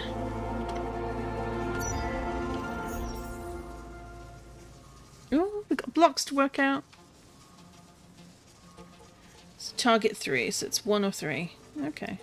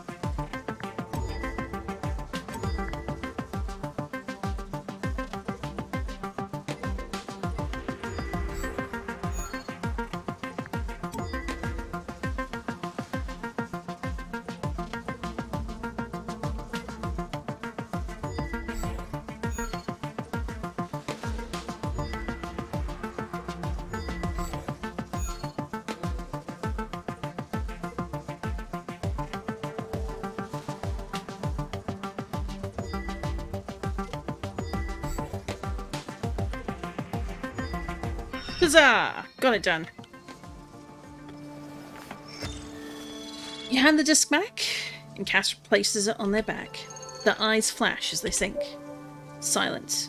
So? Anything? Everything okay? They look at you.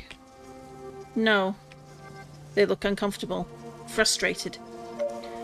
I don't know what was stolen, or who stole it, or... It's okay. No, it's not. Tears swell in Cass's eyes. I want to be helpful, I really do. I want to be the one who cracks the case and finds out what's happened here with you. I know there's something in there. I'm missing it. You know they want to help. This is heartbreaking. Cass falls to their knees, shaken. You kneel down to join them. I don't remember anything or anyone. I was alone in the vault. An explosion. Oblivion. Wait, did they? You were here for the explosion? You were alone? You were in the vault? Yes, of course, that's where you found me. You were alone? Realization dawns on Cass's face. I was alone. New information. Not much, but something to build on. The explosion was triggered remotely. Could someone have been hiding in here with you? I have to ask. Did you accept the explosives? Cass searches what memory they've rebuilt. It's possible, but I can't remember seeing an explosive. I feel like I'd remember placing them, pressing a button or something. You believe them. In their current state, it would be hard to tell a convincing lie. It doesn't add up yet. Help Cass back to their feet. We're making progress. I'm proud of you. We'll get there. I'll be proud once I've remembered more. The moment, not so much. For now, they're right. But you have something to ask the others about, now at least. Do you have any suspects at all? One. Sierra. But something seems off, doesn't it? You'll get to him soon. Is Prince still in hiding? You nod. No need to share more for now. You think back to that empty office, the detritus of a program. You hope to see him there again. You hope whatever Proxy has planned doesn't involve him. Cass nods and looks back to the window. I think I'd like to be alone for a little while, if that's okay. I have to try and remember something more. Anything, really. You respect their request, and leave as the vault continues to cool.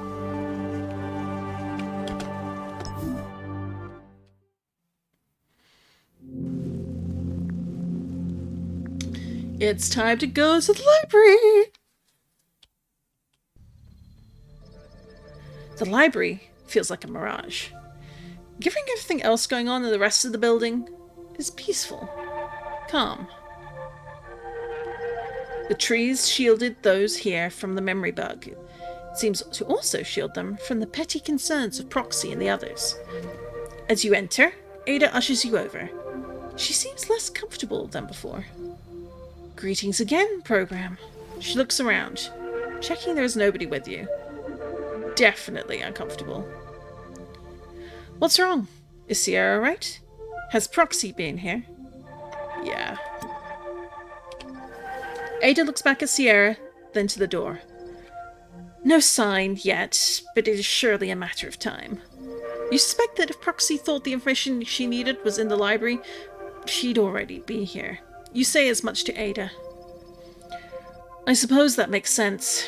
She must think it's hidden somewhere more private than even my garden. Did she say what she was looking for? Some kind of superpowered modification. Ah, the key. I've heard the stories too. Code that grants the powers of a user. If it exists, I've never seen it, and I've seen most things. Somewhat reassuring. Ada seems reassured. I hope I did not give you the impression earlier that I'm naive. I have my dealings with the outside world. I understand the nuance of my code's work. Its ethical complexity. I have nothing but respect for you. It must be tiring to hold so much control. I'm here to solve a crime, not to judge. Yeah. She nods.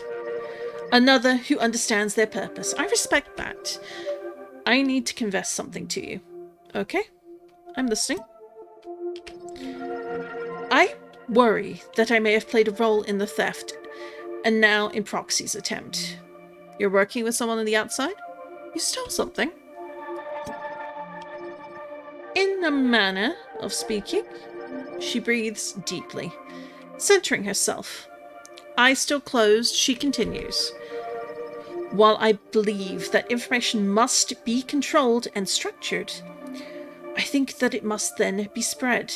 Our administrator, Prinz, has been more cautious with this than I'd like. Take Sierra over there. The Automata had to send him here to bargain for access to our records. Why could we not simply share? Data pruning is important. Public access must be shaped and refined.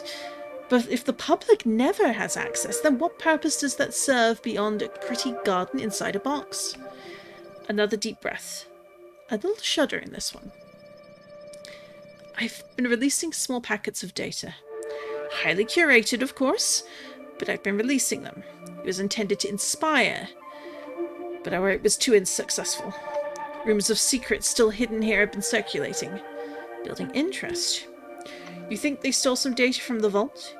You think that's what brought Proxy here? In part. I think the data I shared probably put us on her map. There's nothing more precious, more important than the data we possess. The information in this room, in the repository as a whole, is all we need to guide our culture. I made our work here prominent in a way as not been before. I opened the door. You let that hang in the air for a moment. You're not responsible for the explosion. This isn't part of my case. I may have to report this to Prinz. You're not responsible for the explosion. A smile. Not directly, no. I should have seen it as a likely outcome, though. A gift for prediction. It's a perk of my work. She steps out of your way. You should talk to Sierra. He spoke highly of you after your first meeting. Good. That would make this next interrogation easier. You walk out onto the viewing platform. Sierra stands enormous, watching you approach. Query. Readings program. How have you been? Read any good trees lately? That's a good one. Greetings program. Come now. We're too acquainted now for such formalities, surely. You charm Sierra. Sierra smiles warmly. I found our last conversation engaging. Refreshing to experience a little respect. He leans forward. How can I help you with your investigation? I'm happy to answer any questions you might have. You stand in front of Sierra. He sits. I'm grateful that you came alone. Ask your questions.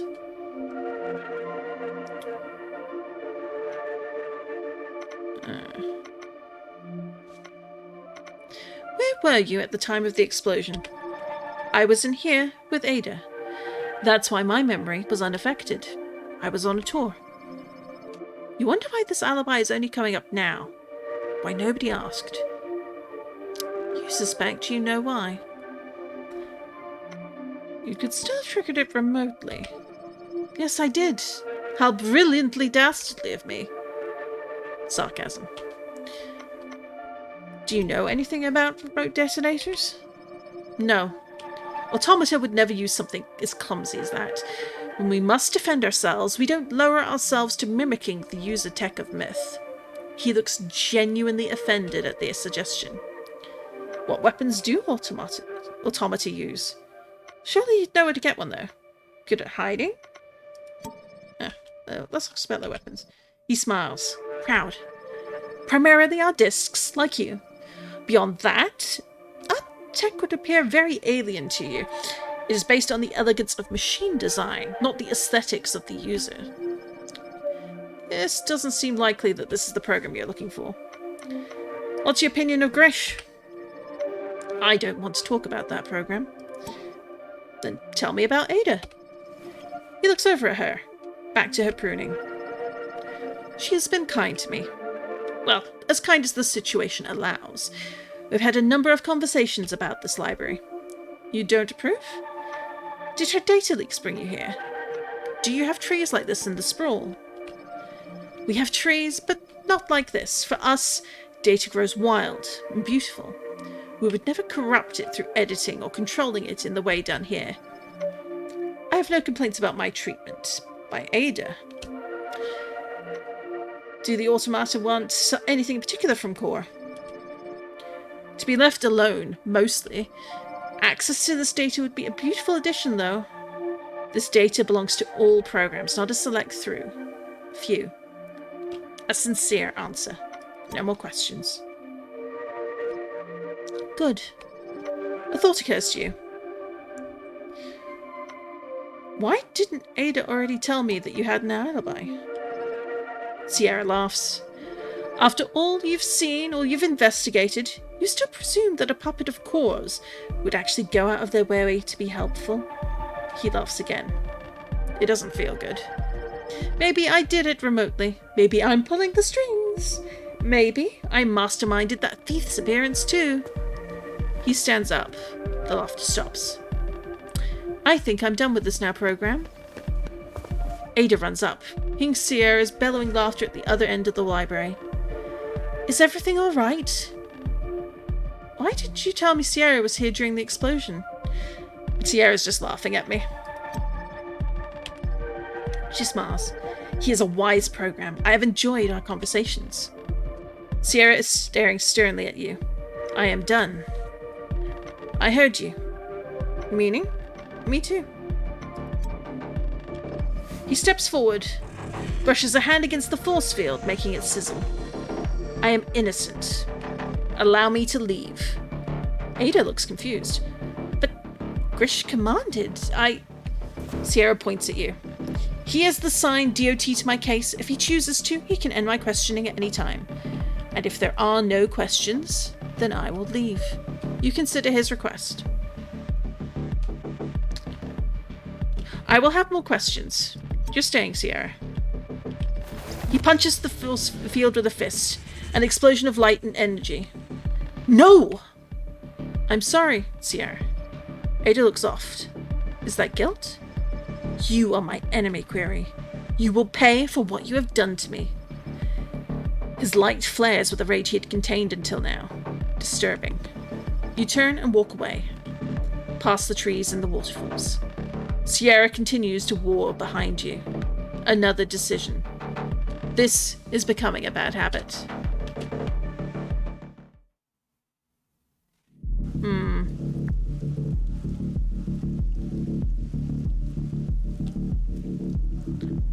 Unknown location, what?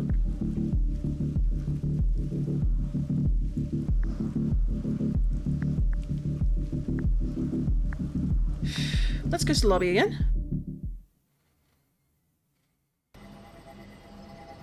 The lobby is empty. The energy falls remain beautiful.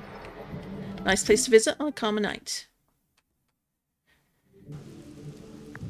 Alright, let's go to the landing pad. The rain is deafening now. Like the users themselves are mocking the hubris this place represents.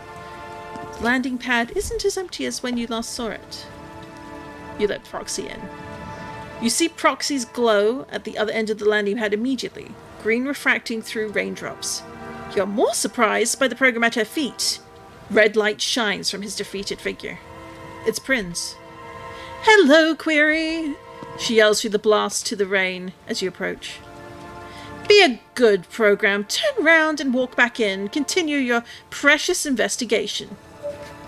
Prinz looks up. He's clearly there against his will.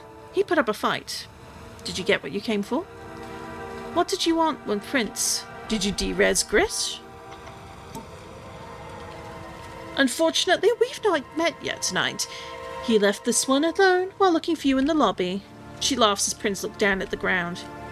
He couldn't even run and hide right, the fool. Prinz straightens up and speaks, though it seems to take some effort. I don't know where this user key is. I'm afraid I don't even know what it is. Proxy laughs. You keep saying that, or that it's a myth, a fairy tale maybe, but I can tell you're lying. How can you tell? He's not lying. How on earth could you know either way?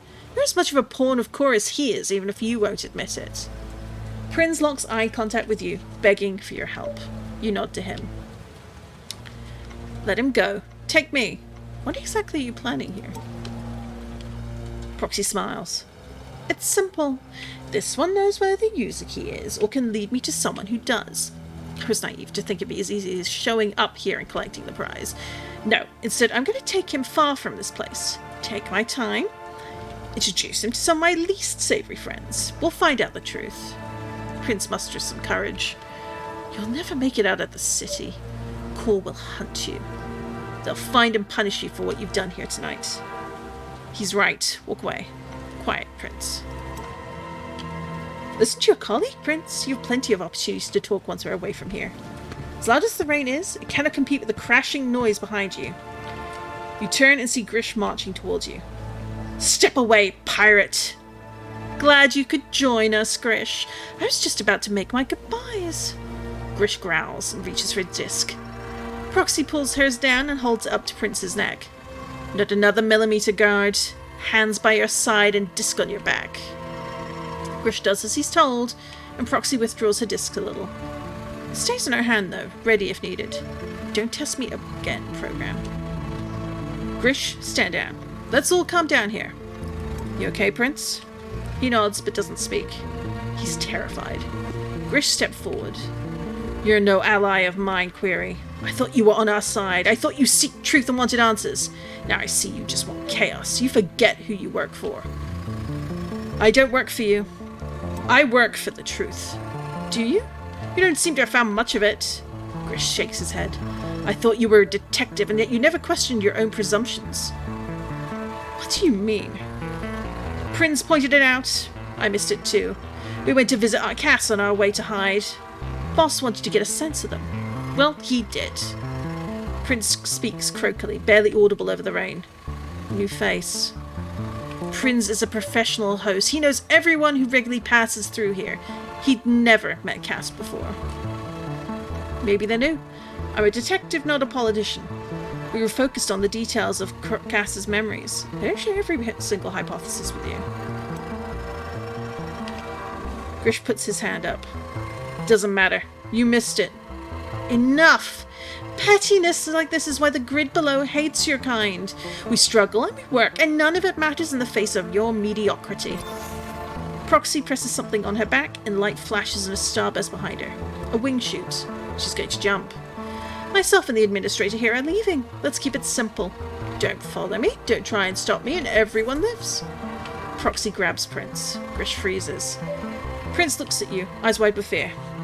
Yeah, now we're going to stop her. Don't be a fool, program. I'm going to throw the disc. Pushing Prince into his path. Oops! It's fast, at least.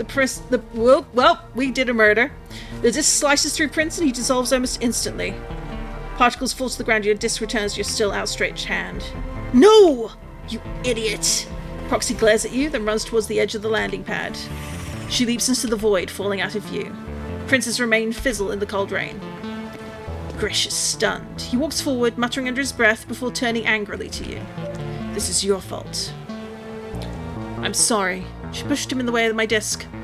We will find her. Grish doesn't turn back from the edge of the landing pad. We're not going to have a conversation. We're not going to figure out the blame or plan a solution. You're my enemy now, Query. I won't stand between you and your investigation. Core wants you here, but we're not allies. I'm going to put things back together inside. I'm going to resume the lockdown. I'm going to try and keep everyone who remains safe. Do what you have to do and then leave. He turns, and without looking at you, marches back into the building. You're alone now. You have no idea what happens next. You have a lead. That's something. Ooh. Interesting to have things get messed up, that's for sure.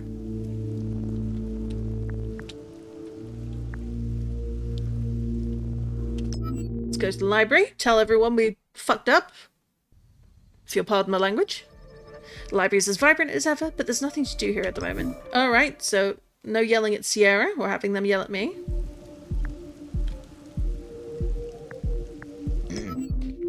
off to the vault. Return to the vault, a little shaken by recent events. It's as cold in here as the landing pad, but at least it's drier. Cass is waiting and walks up to you as you enter. Are you okay, Query? Strange to be the one in need of comfort, but Cass has obviously noticed something in your demeanour. A lot's happened. I'm fine. Let's talk about you. I heard programs whispering. I assume you'll tell me when you think you need to. I'm sure it'll be okay. You nod. Remember anything else? Tell me how long you've been a guard. I don't think you're who you say you are. Let's ask about being a guard. I don't know. I seem young, so maybe not very long? Cass looks at you quizzically. There's something you're not saying. Do you know something new?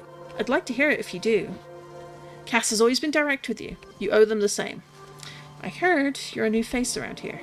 They ponder it. I thought Prince Sim was strange when meeting me. A stranger, I suppose. I don't have a frame of reference, but if you say so, I believe you. They glance down at their uniform. Resplendent. Then they take their identity disc from their back. Want to help me to get to the bottom of this? You hesitate. You don't need to do that if you don't want to. Are you lying to me, Cass? That explosion sure is making my job more difficult. Yeah. I know, but I promised you, Query. I want to know the answer as much as you do. Cass smiles sweetly and hands you the disc. When you take it, they put their hand on your shoulder. Thank you, friend. Maybe this'll be the last time. We'll figure out that I'm a janitor and we can all go home.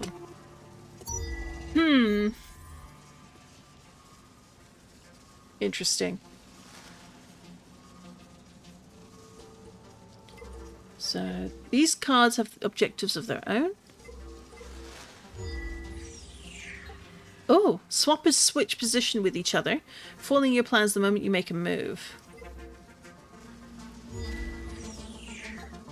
Think fast, program.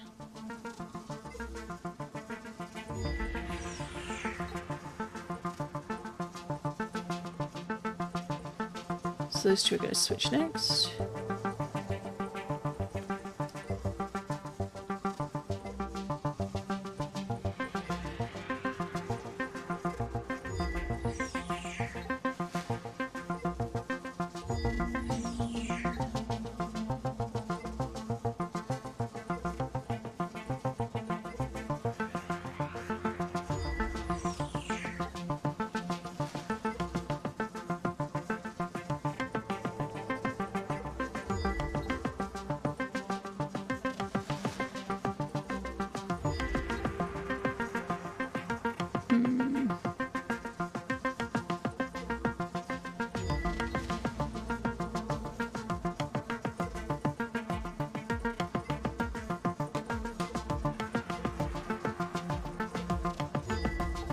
We need to get down to 2. Okay.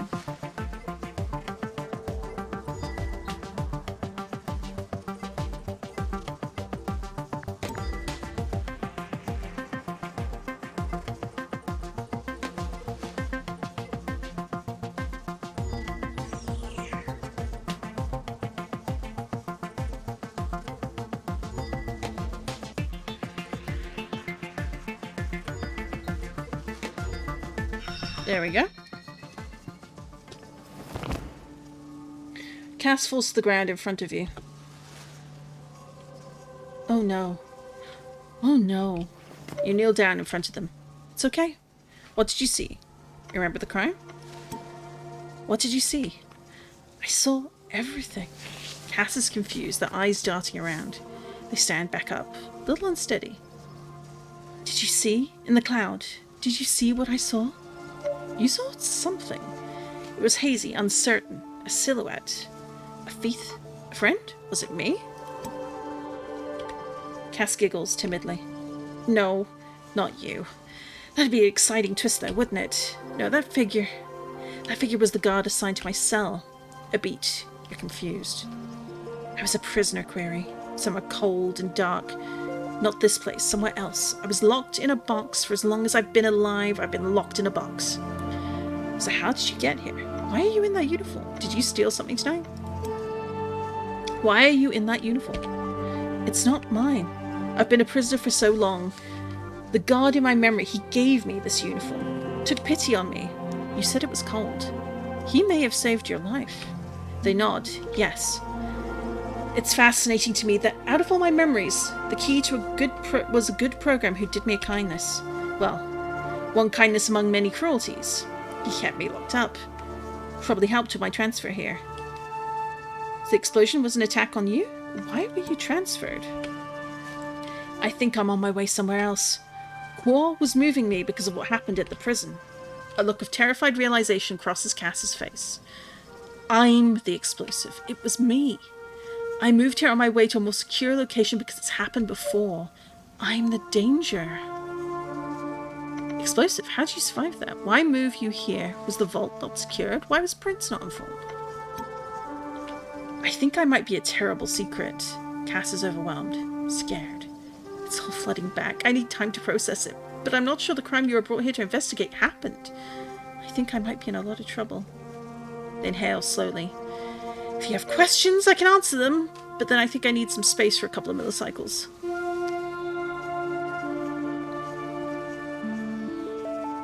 Can't let anyone else get hurt tonight. If it's any consolation, I'm going to do everything in my power to avoid getting help myself.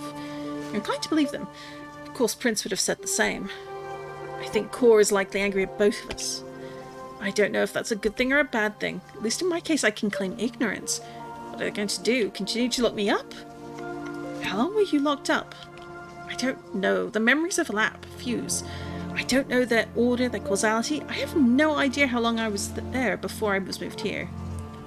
Tell me about the guard who gave you these clothes. He was called Hori, I think. Kinder than he needed to be. He smuggled me in a uniform. Told me it was old, no one was said. It was so cold in that cell. Thank the users for his small kindness. Indeed. What causes the explosion? I don't know. I'm guessing it's involuntary. I have to believe I didn't do this on purpose. They don't seem completely convinced of that, but this wouldn't be the first time you've seen where a program convinced themselves of their own innocence. A defense mechanism, maybe. No more questions. Rest. Okay. Thank you, Query. You let yourself out as Cass looks across the city through the hole they made. That's not the only gap here. There may be more threads that you know you'll need to pull on before the night is over. This doesn't add up yet. Interesting. Alright, taking another short break quickly. I will be right back. But I have a feeling that there's going to be a lot of replay value digging into all these different threads.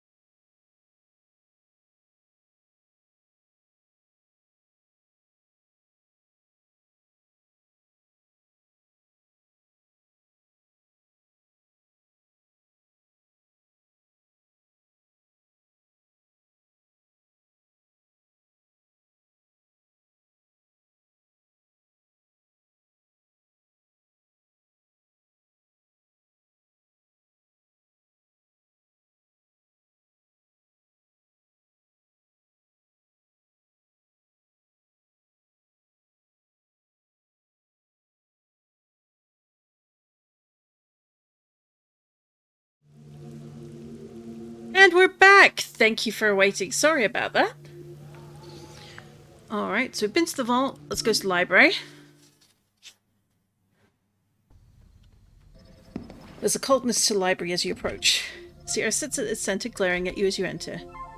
I have nothing to say to you. Fair. Ada, interrupted from a conversation with the prisoner, turns towards you. You have quite the evening. I'll remember it for a long time. Things do keep happening. Maybe I'll get a tree.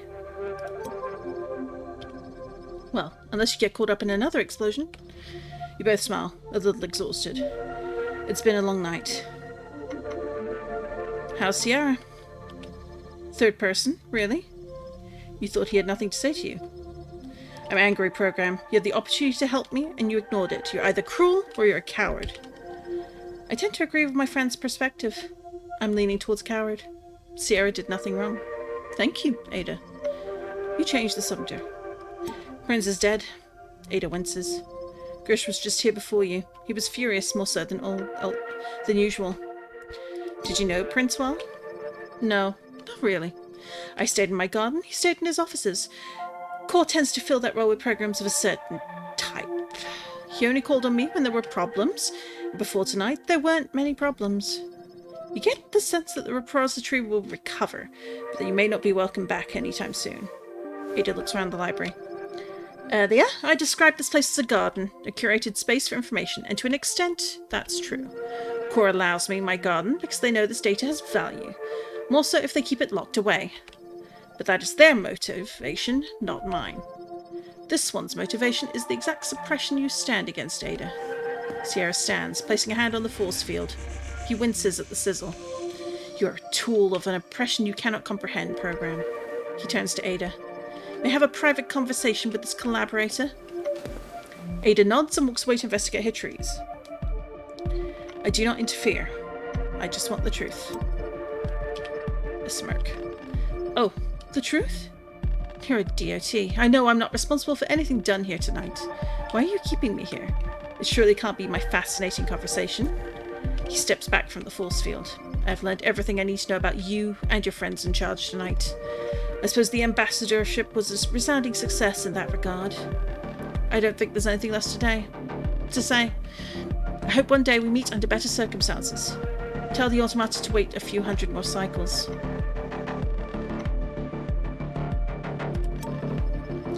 I hope one day we meet under better circumstances. I sincerely hope we do not. He turns his back to you. You exit the library, feeling the tension and frustration in the room. You look to Ada to say something, but she is engrossed in her work, or trying very hard to appear so. Another time. Alright, so Ada is definitely leaning towards them. Let's go back to the landing pad. Rain beats against the landing pad. It's empty, save for a few crates. Alright, nothing there.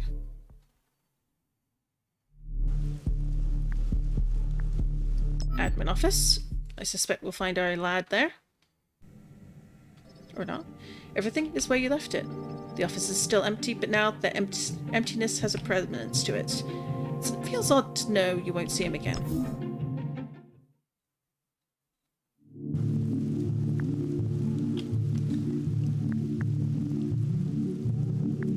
Alright, lobby.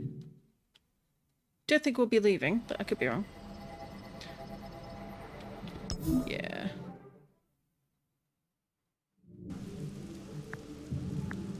Back to the vault. The vault feels a little warmer. Cass stands by the vault, looking out over the city below as you approach. Hello. How are you feeling, Cass? It really is beautiful up here. Cass smiles. It's more beautiful down there, the grid. So many programs, fulfilling their functions, creating lives for themselves, making connections. Cass points to the city below. I want so much to go down there, be among the programs, drink some energy, ride a light cycle, maybe take in the games. I don't think I've ever had that freedom. If I did, it was long ago, before I got locked in a tower. Still no memory of why? Maybe you were dangerous. None at all. I'm eager for some answers, though. I'll do whatever it takes. Do you think the memories of what caused the explosion, why it's happening, are still hidden on your disk? Cass takes a deep breath. Could be, for sure. But this seems like a risky stone to turn. It might not be safe. Cass takes another deep breath. Do it, Query. You take the disc from Cass and begin. It's past time to uncover their final mystery.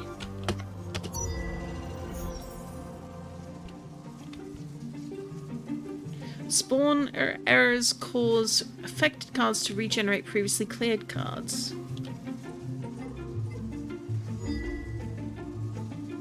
Timers count down until the new card is generated. If you clear an affected card, you stop the spawn. Take the spawners out quickly. Take out as many as you can. Try to stay ahead.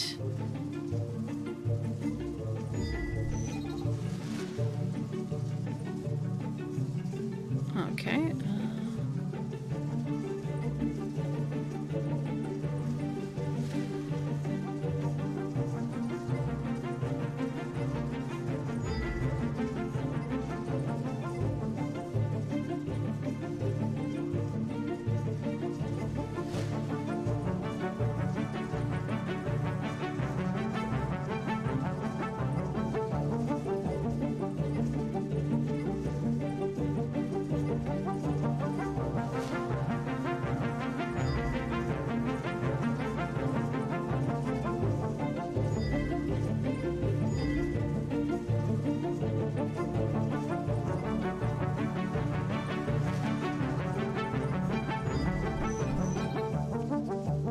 Okay, so we've got that one.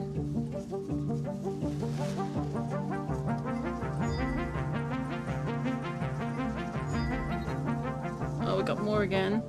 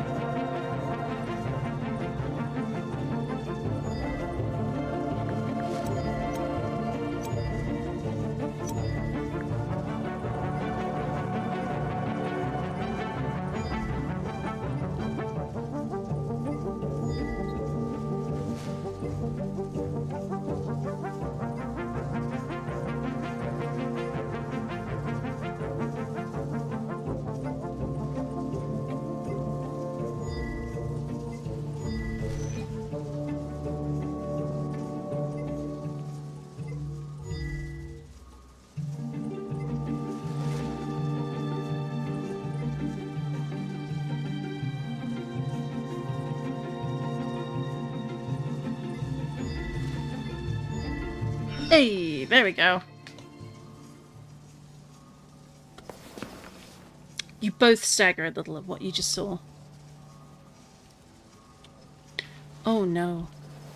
You give the disc back to Cass, feeling the tension flow through you. I saw it. I always see it. Oh, users. You know what you both saw. Everything falling apart, the grid itself disintegrating, de-resing into a million fractured pieces. A terrible future. What was that? What did you see? What did you do? What did you see? Cass stumbles back from you. They're holding their head in their hands, tears in their eyes, their voice quivering. The end of everything. Collapse. It didn't happen. We're all still here. Was this a different grid? This one. Explosion, a reaction, a realization. The grid is ending. It can't be stopped. Each time I realize that, How do you know this is real? Who told you this? This must be a mistake. Who told you this? Nobody. They locked me up because I'm the only one who sees it. I see the end of things in the data. Complex cause and effect. Every raindrop, every blinking light of the city. Truth encoded. What truth? You see it too. Cass begins to shake, continuing to hold their head in their hands. The realization is tearing them apart. No time. Ask me your questions, less tense. How did it happen so fast this time? More input. You, the city, so much data. Faster realization. Now I know. How am I not exploding? Cass laughs. You didn't see it for yourself. Secondhand. You trust but you can't see. You think you can save us? Your hope blocks your destruction. Why would the grid have a limited duration? Temporary home. Flynn's backup. We were never meant to be here this long. He never came back. How long do we have? I don't know. Maybe 300 cycles? Not enough time to fix it. Cass looks defeated. We have to tell everyone. Cass smiles through the pain. I'm telling you. Everyone has a right to know. I can wipe your memory if you want. A small smile. That's okay. Explosion will do that anyway. I have nothing more to ask. Cass takes a deep breath. There's a flutter to their light. They're destabilizing. They walk out to the edge of the vault. Reset coming. Help me figure this out after. Stay back. The blast rings through the vault. Hot light knocks you from your feet. Time itself seems to stop for a moment. You taste iron and electricity as your face smashes into the hard floor of the vault. And then silence. You stand up, dust yourself off. The sizzle of broken light echoes through the cavernous vault, and there, on the edge of the blasted vault hole, lies the fragile figure of Cass. You place one finger on their neck, feel the reassuring pulse of energy flow. They're unconscious, but they function. You're consumed by a need to tell someone what happened, to make it real, to communicate. Grish needs to hear about this.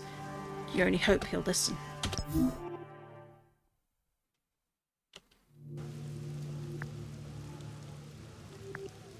So he's in the lobby. Let's just check the other spaces first, just in case something triggers. Nothing more for you here, alright.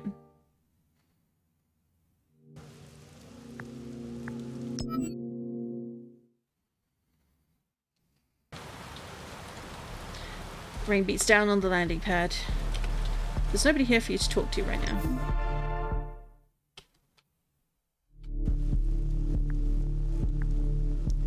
Library. Nothing more for you here. Sierra and Ada have nothing to say to you. You leave.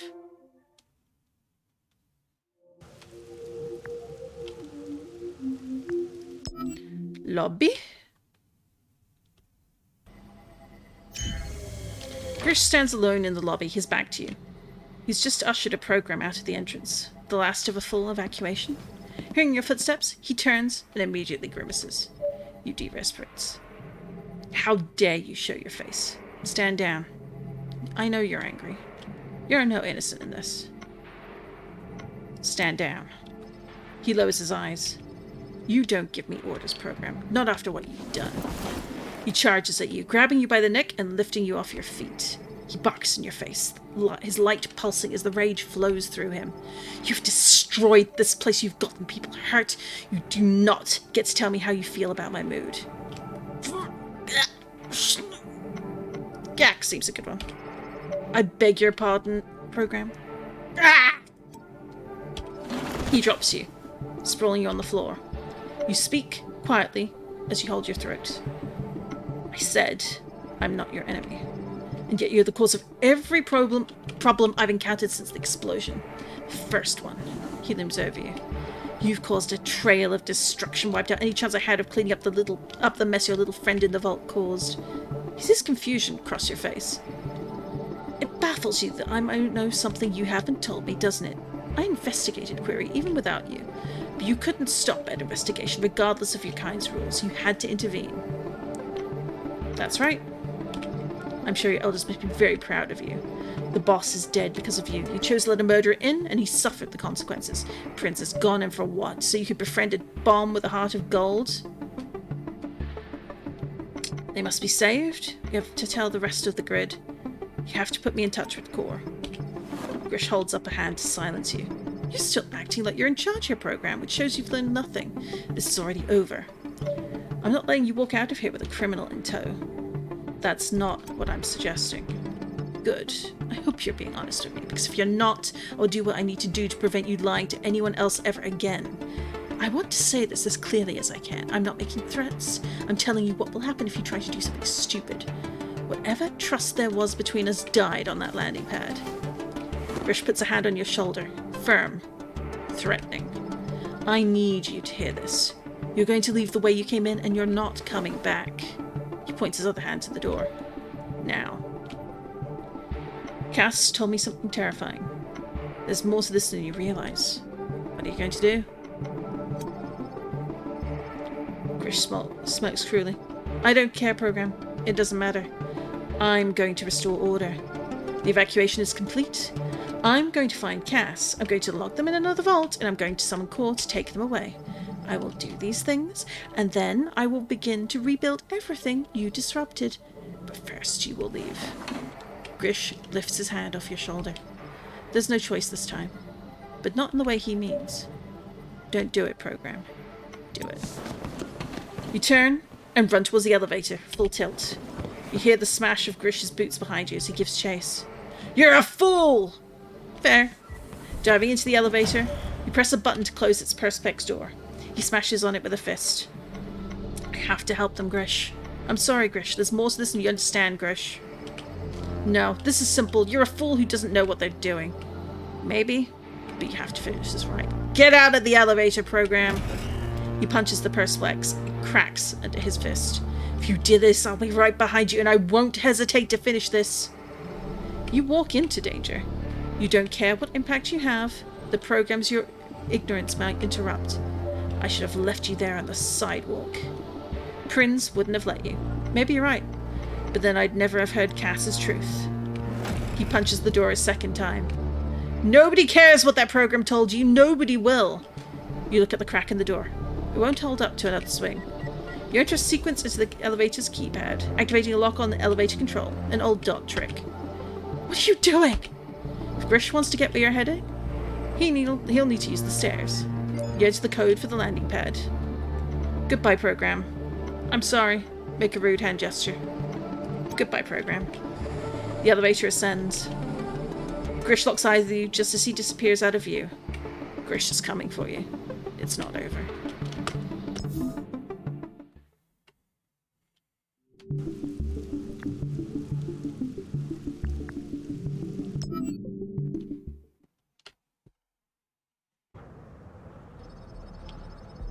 For a moment, the sky is clear above the landing pad. You see Cass sat at its edge, feet hanging over. They turn to you as you approach. Hello. You smile. Hello, Cass. How's it going? Are you okay? Hello, Cass. They return your smile. Is that my name? You note confusion across their face. Do we know each other? You stand next to them. Look out at the city below. It's different than it was there earlier. More fragile. My name's Query. We spend a lot of time tonight. No, we've not met. My name's Query. That's right, you're a detective? You nod. They smile. Are you here to help me? I'm here to help the grid. Yes, I hope so. They look out over the city. It's so beautiful, so intricate, the light of hundreds of thousands of programs mingling, glowing together. I wish I remembered what it was like to be there. You realize there's every chance they've never actually set foot on the ground. I need you to help me remember. You can rebuild identity discs, right? You nod. They take the disc from their back. Please? This will be a little faster now, as you already know who Cass is, and the view seems to be anchoring them. Are you sure you want to know? Okay. Maybe you're better off not knowing? Are you sure? I am. You take the disc, weigh it in your hands.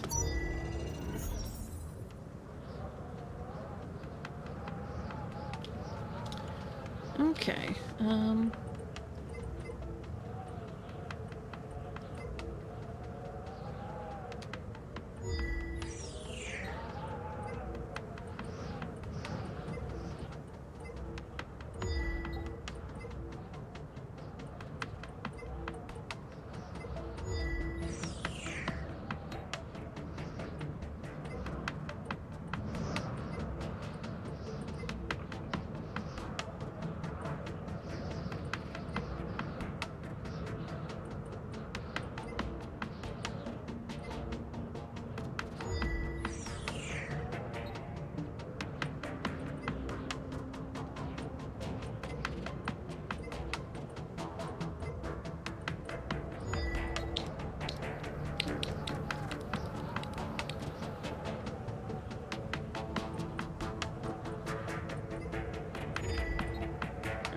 so...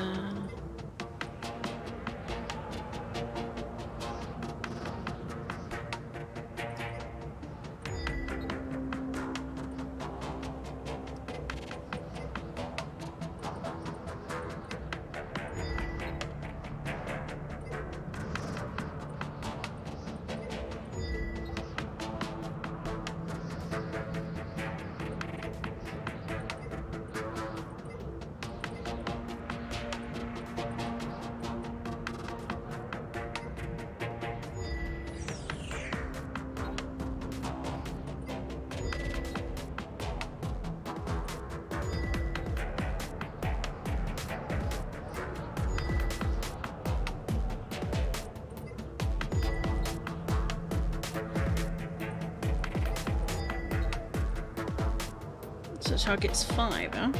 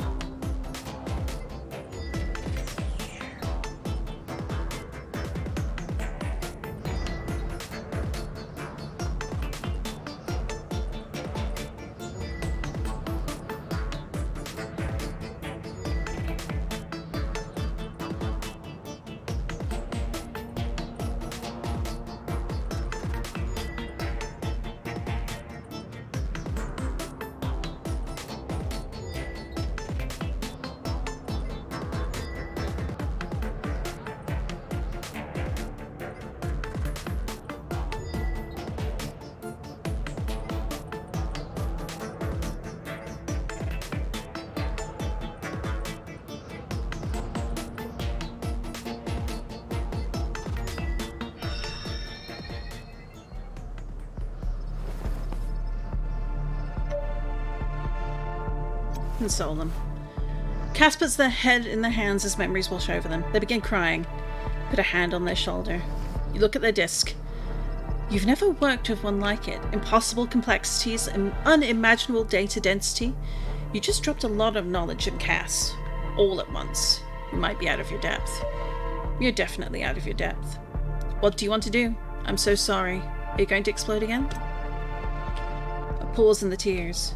I don't know. Not a long pause. Cass looks up. I don't think I've ever been outside without rain before. They seem startled by it.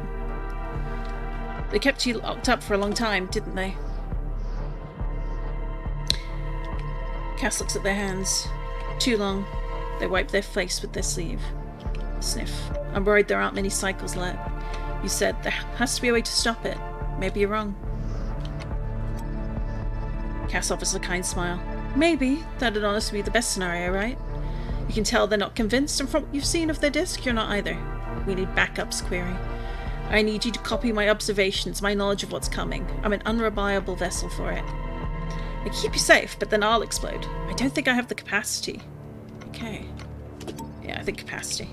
Oh, I think you have capacity far greater than you know. Besides, it doesn't have to be all of it. Just enough evidence to pass along to others. They gesture to their disc. Still held firmly in your right hand. Copy it. You nod. Taking your own disc from your back and placing the two on top of each other. Here goes nothing.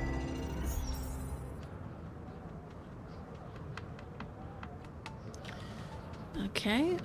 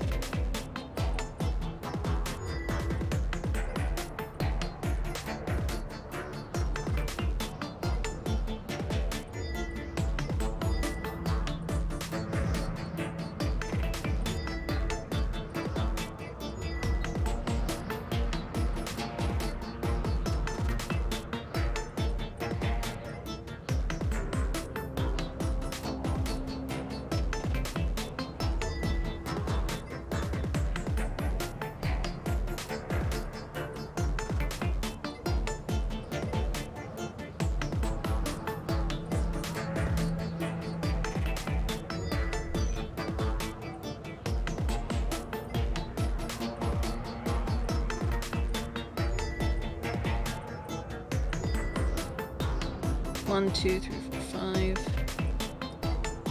Oh.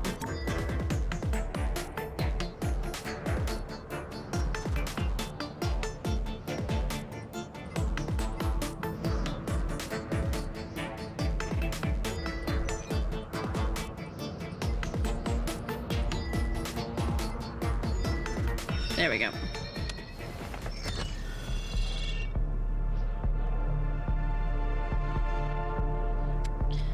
As you hand back Cass's disc to them, your eyes pulse. So much new data.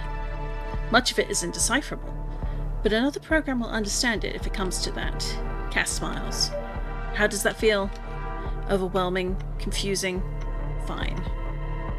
Overwhelming. Now it's their turn to reassure. You don't need to read the data, just let it sit with you, within you, until someone else needs it. You act like you're not going to make it.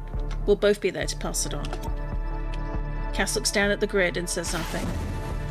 You let Proxy in. The rain starts up again. At that moment, Grish bursts through the doors of the landing pad. He pants, frustrated and exhausted from the climb. Stop! Hands where I can see them! Cass raises their hands. It's okay. It isn't. What's wrong, Grish? Stand down, soldier. We're not a danger to you. Grish draws his disc. Prince is gone because of you. You think I'll let you risk anyone else for this freak? Cass comes with me. We're going to head back to the vault. You'll be safe. More importantly, the rest of us will be too. Alright. Cass looks at you shocked. Grish looks suspicious.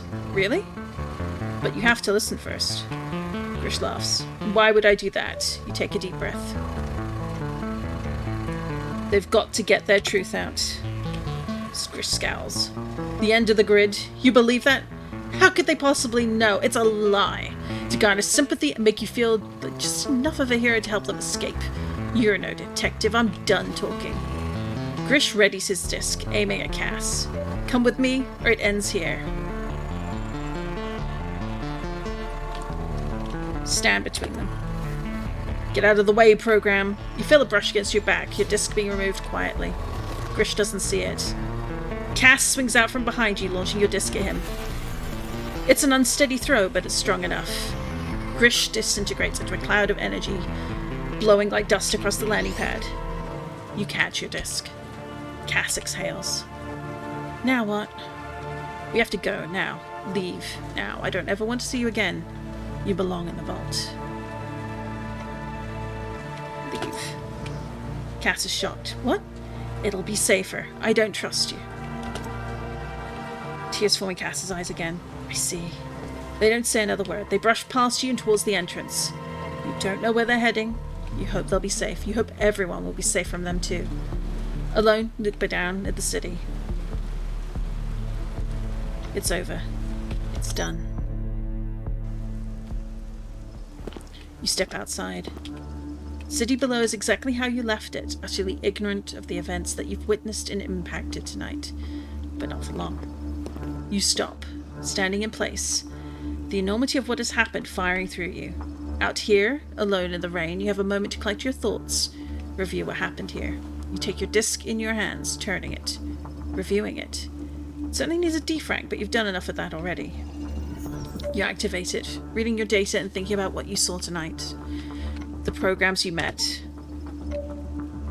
Grish. Grish was the first program you met.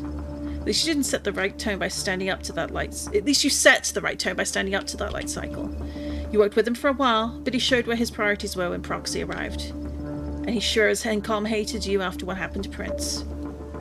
Grish was derezzed. Better him than Cass. Your posse is as much a representation of Prince as anything else. His faith and fealty define the possibility space available to you. You feel terrible about what happened tonight. He paid the price for the decisions you made here tonight. The ultimate price. Cass. Cass began as a mystery, but turned into something greater, something dangerous to the grid and to those who control it. Wherever they are, you hope they are safe. You hope everyone around them is safe too. Logs will be written about Cass. Somewhere, another data tree is sprouting, a comforting thought. Whichever way it had gone with Sierra, he would have your sympathy. A program trapped in an alien set of constraints and politics. He didn't deserve what happened to him tonight. You hope that once the dust settles, they'll let him leave.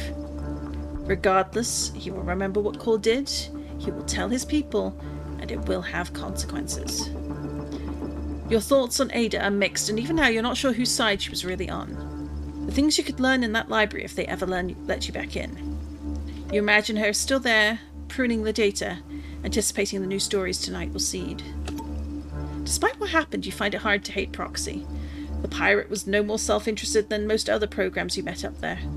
She's dangerous though and well-resourced. Her impact could resound further through the grid. You wonder if anyone will ever find the user key she was looking for. You hope not. You keep thinking. You consider what you learned tonight. The grid is ending. Cass saw what they saw, and now you've seen it too. This place, this world is going to stop. Only a few hundred cycles, a couple of user years, and everything you know will be lost. You entertain the idea that something can be done, but you've seen where good intentions can lead. You'll be haunted by this knowledge. Core are tightening their grip. Of course, enthusiasm for control seems stronger now than ever. You see now that the repository is a prototype for a more regimented grid. It won't happen fast. Feature creep rarely does, but little by little, Core will expand their silent oversight. Cass's data is a direct affront to the dogma. Information they will seek to limit, too. Automata is connecting. Sierra's presence was an indicator. Automata are no longer keeping themselves to themselves in the sprawl. They're reaching out to the rest of society. Their philosophy and questions will gain volume. There are many who will find that challenging. A criminal landed a recognizer on a cool stronghold tonight. Proxy would not have come if she were not comfortable, if this place did not feel within her grasp. This may be a natural escalation, a reaction to Cool's confidence. It will have been noticed by others. You consider something else. The choice is yet to come. You ponder your next move. Cool will not be happy with your handling of things. It's likely the DOT will feel similarly. You broke out an important asset and let them run off into the grid. Core will want to know everything you did. You'll team up with Core. You'll find Cass alone. If you can stay ahead of Core long enough, maybe you'll find Cass before they do. How hard can it be to trace a program that keeps blowing things up? Although there is a chance that your help has genuinely stabilized them. They're out there. Only a matter of time. You'll save them, you'll return them to the vault. Nah, we'll save them. You convince yourself that you can get it right next time. Help them get out of vertical slice to the grid beyond. Hopefully, they'll trust you. You ponder something else. You're ready to leave. You look at your disk. For all the memories of tonight and plans of the future, the thing that matters most is a memory that isn't even yours. Cass's revelation is incendiary, necessary. Only 2 programs possess it, which makes it precarious. Core will de-res you for it if they can. You place the disc on your back. Head forward. This may be the end of the line, but it is not the end of your program or of the grid. Not yet. If you've learned one thing tonight, it is that great truths will not be contained in small boxes. Dependency and compound errors will always make themselves known. This revelation, this prophecy won't be contained either. A loop cannot be broken without a change in conditions. You'll find a way. Recompiling.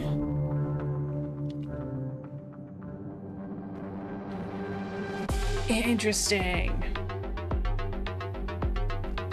We're gonna let the credits roll because 1, really good music. 2, that was really, really fun to do.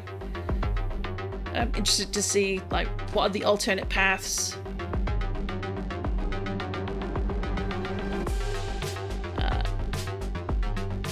I'm surprised that your man ended up getting de-res first, though.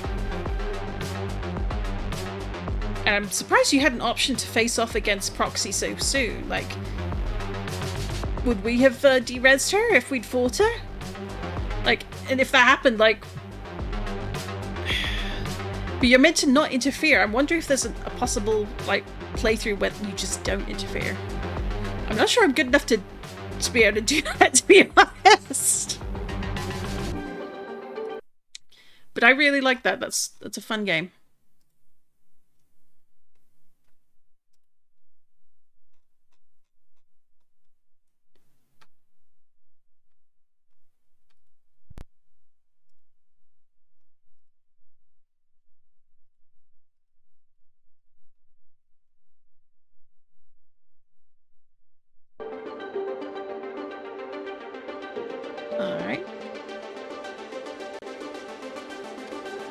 And mad props to everyone who worked on this. Like, I can see all the little bits and bobs. And the they, them of Cass, I appreciate, I approve. And it's interesting to think, like, is that Cass as in Cassandra? If you know your Greek myths, Cassandra being punished with foresight by Apollo that no one believes. That's quite the nod for that. I like Sierra and the fact that, like, their appearance is not theirs. It's made to conform to sort of what the locals are comfortable with. Which suggests, like, how ISOs develop without the interference of Flynn and of humanity, of users, like, flourishing. But they're obviously, they've been generating so much data over the years that obviously they're running out. And what happens once they do run out?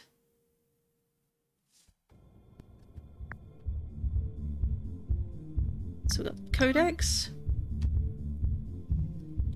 So you've got these options. So there's an option where he probably lives. And got Prince. So met and taken by proxy, died. So taken and lives? Question mark. Doesn't like you, or something else happens. She's safe in the library. She's not safe. Sierra, you gained his respect. Set him free, probably would have changed something. Or don't get his respect and apparently remains trapped in the library, and something else would have been the option. Cass, got to know you. Leaving with him, maybe. Killing him? Who knows? Met you left alone. Fought them. Roxy met you. Maybe the different response there? And we got all sorts of lovely little bits tucked away here. Ooh! So there is a scene with the landing pad that you don't have. Memory, a friend. The vault was cold. The memory of an explosion lingered. A noise by the elevator. A figure appeared. A tall figure wearing a long coat and a quizzical expression. The confused person looked up, exhausted. What happened? The confused one asked. The inquisitive program asked his questions. He seemed kind, but the questions were difficult. The answers blurry, distant. If you let me, I could skim... Ah. He said his name was Query, so that's... Ooh. Well, I am no good at reading these, but... And it looks like there's a memory we didn't find. Interesting. Memory, end of line. Flashes. Flickers of potential futures. A program fighting thousands of enemies getting hurt. A cycle chased by hundreds. Glitches, errors, shifting realities, repeated realities. The city falling apart, torn apart. Great wars between programs. Resets and errors. Battles and defragmentation in the streets. And then nothing.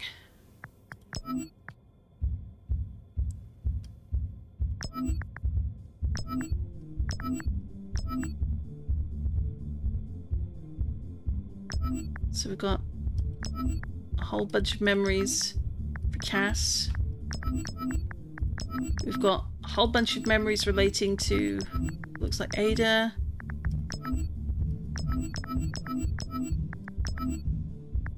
That's really cool. I might read through those another time. But for now, that's where I'm going to end it. The not exactly happiest ending, but you know what? That's kind of cool. I like that. I'd definitely be curious to see like what alternative endings there are, but that's not going to be today. Thank you for coming along on this journey with me. I will be back again tomorrow for more streaming. I might change it up a little bit with a different game, but probably go back to Cobblemon after that. Thank you for tuning in. I hope that you have a lovely Tuesday afternoon, and I will definitely see you again very soon. Ta-ta!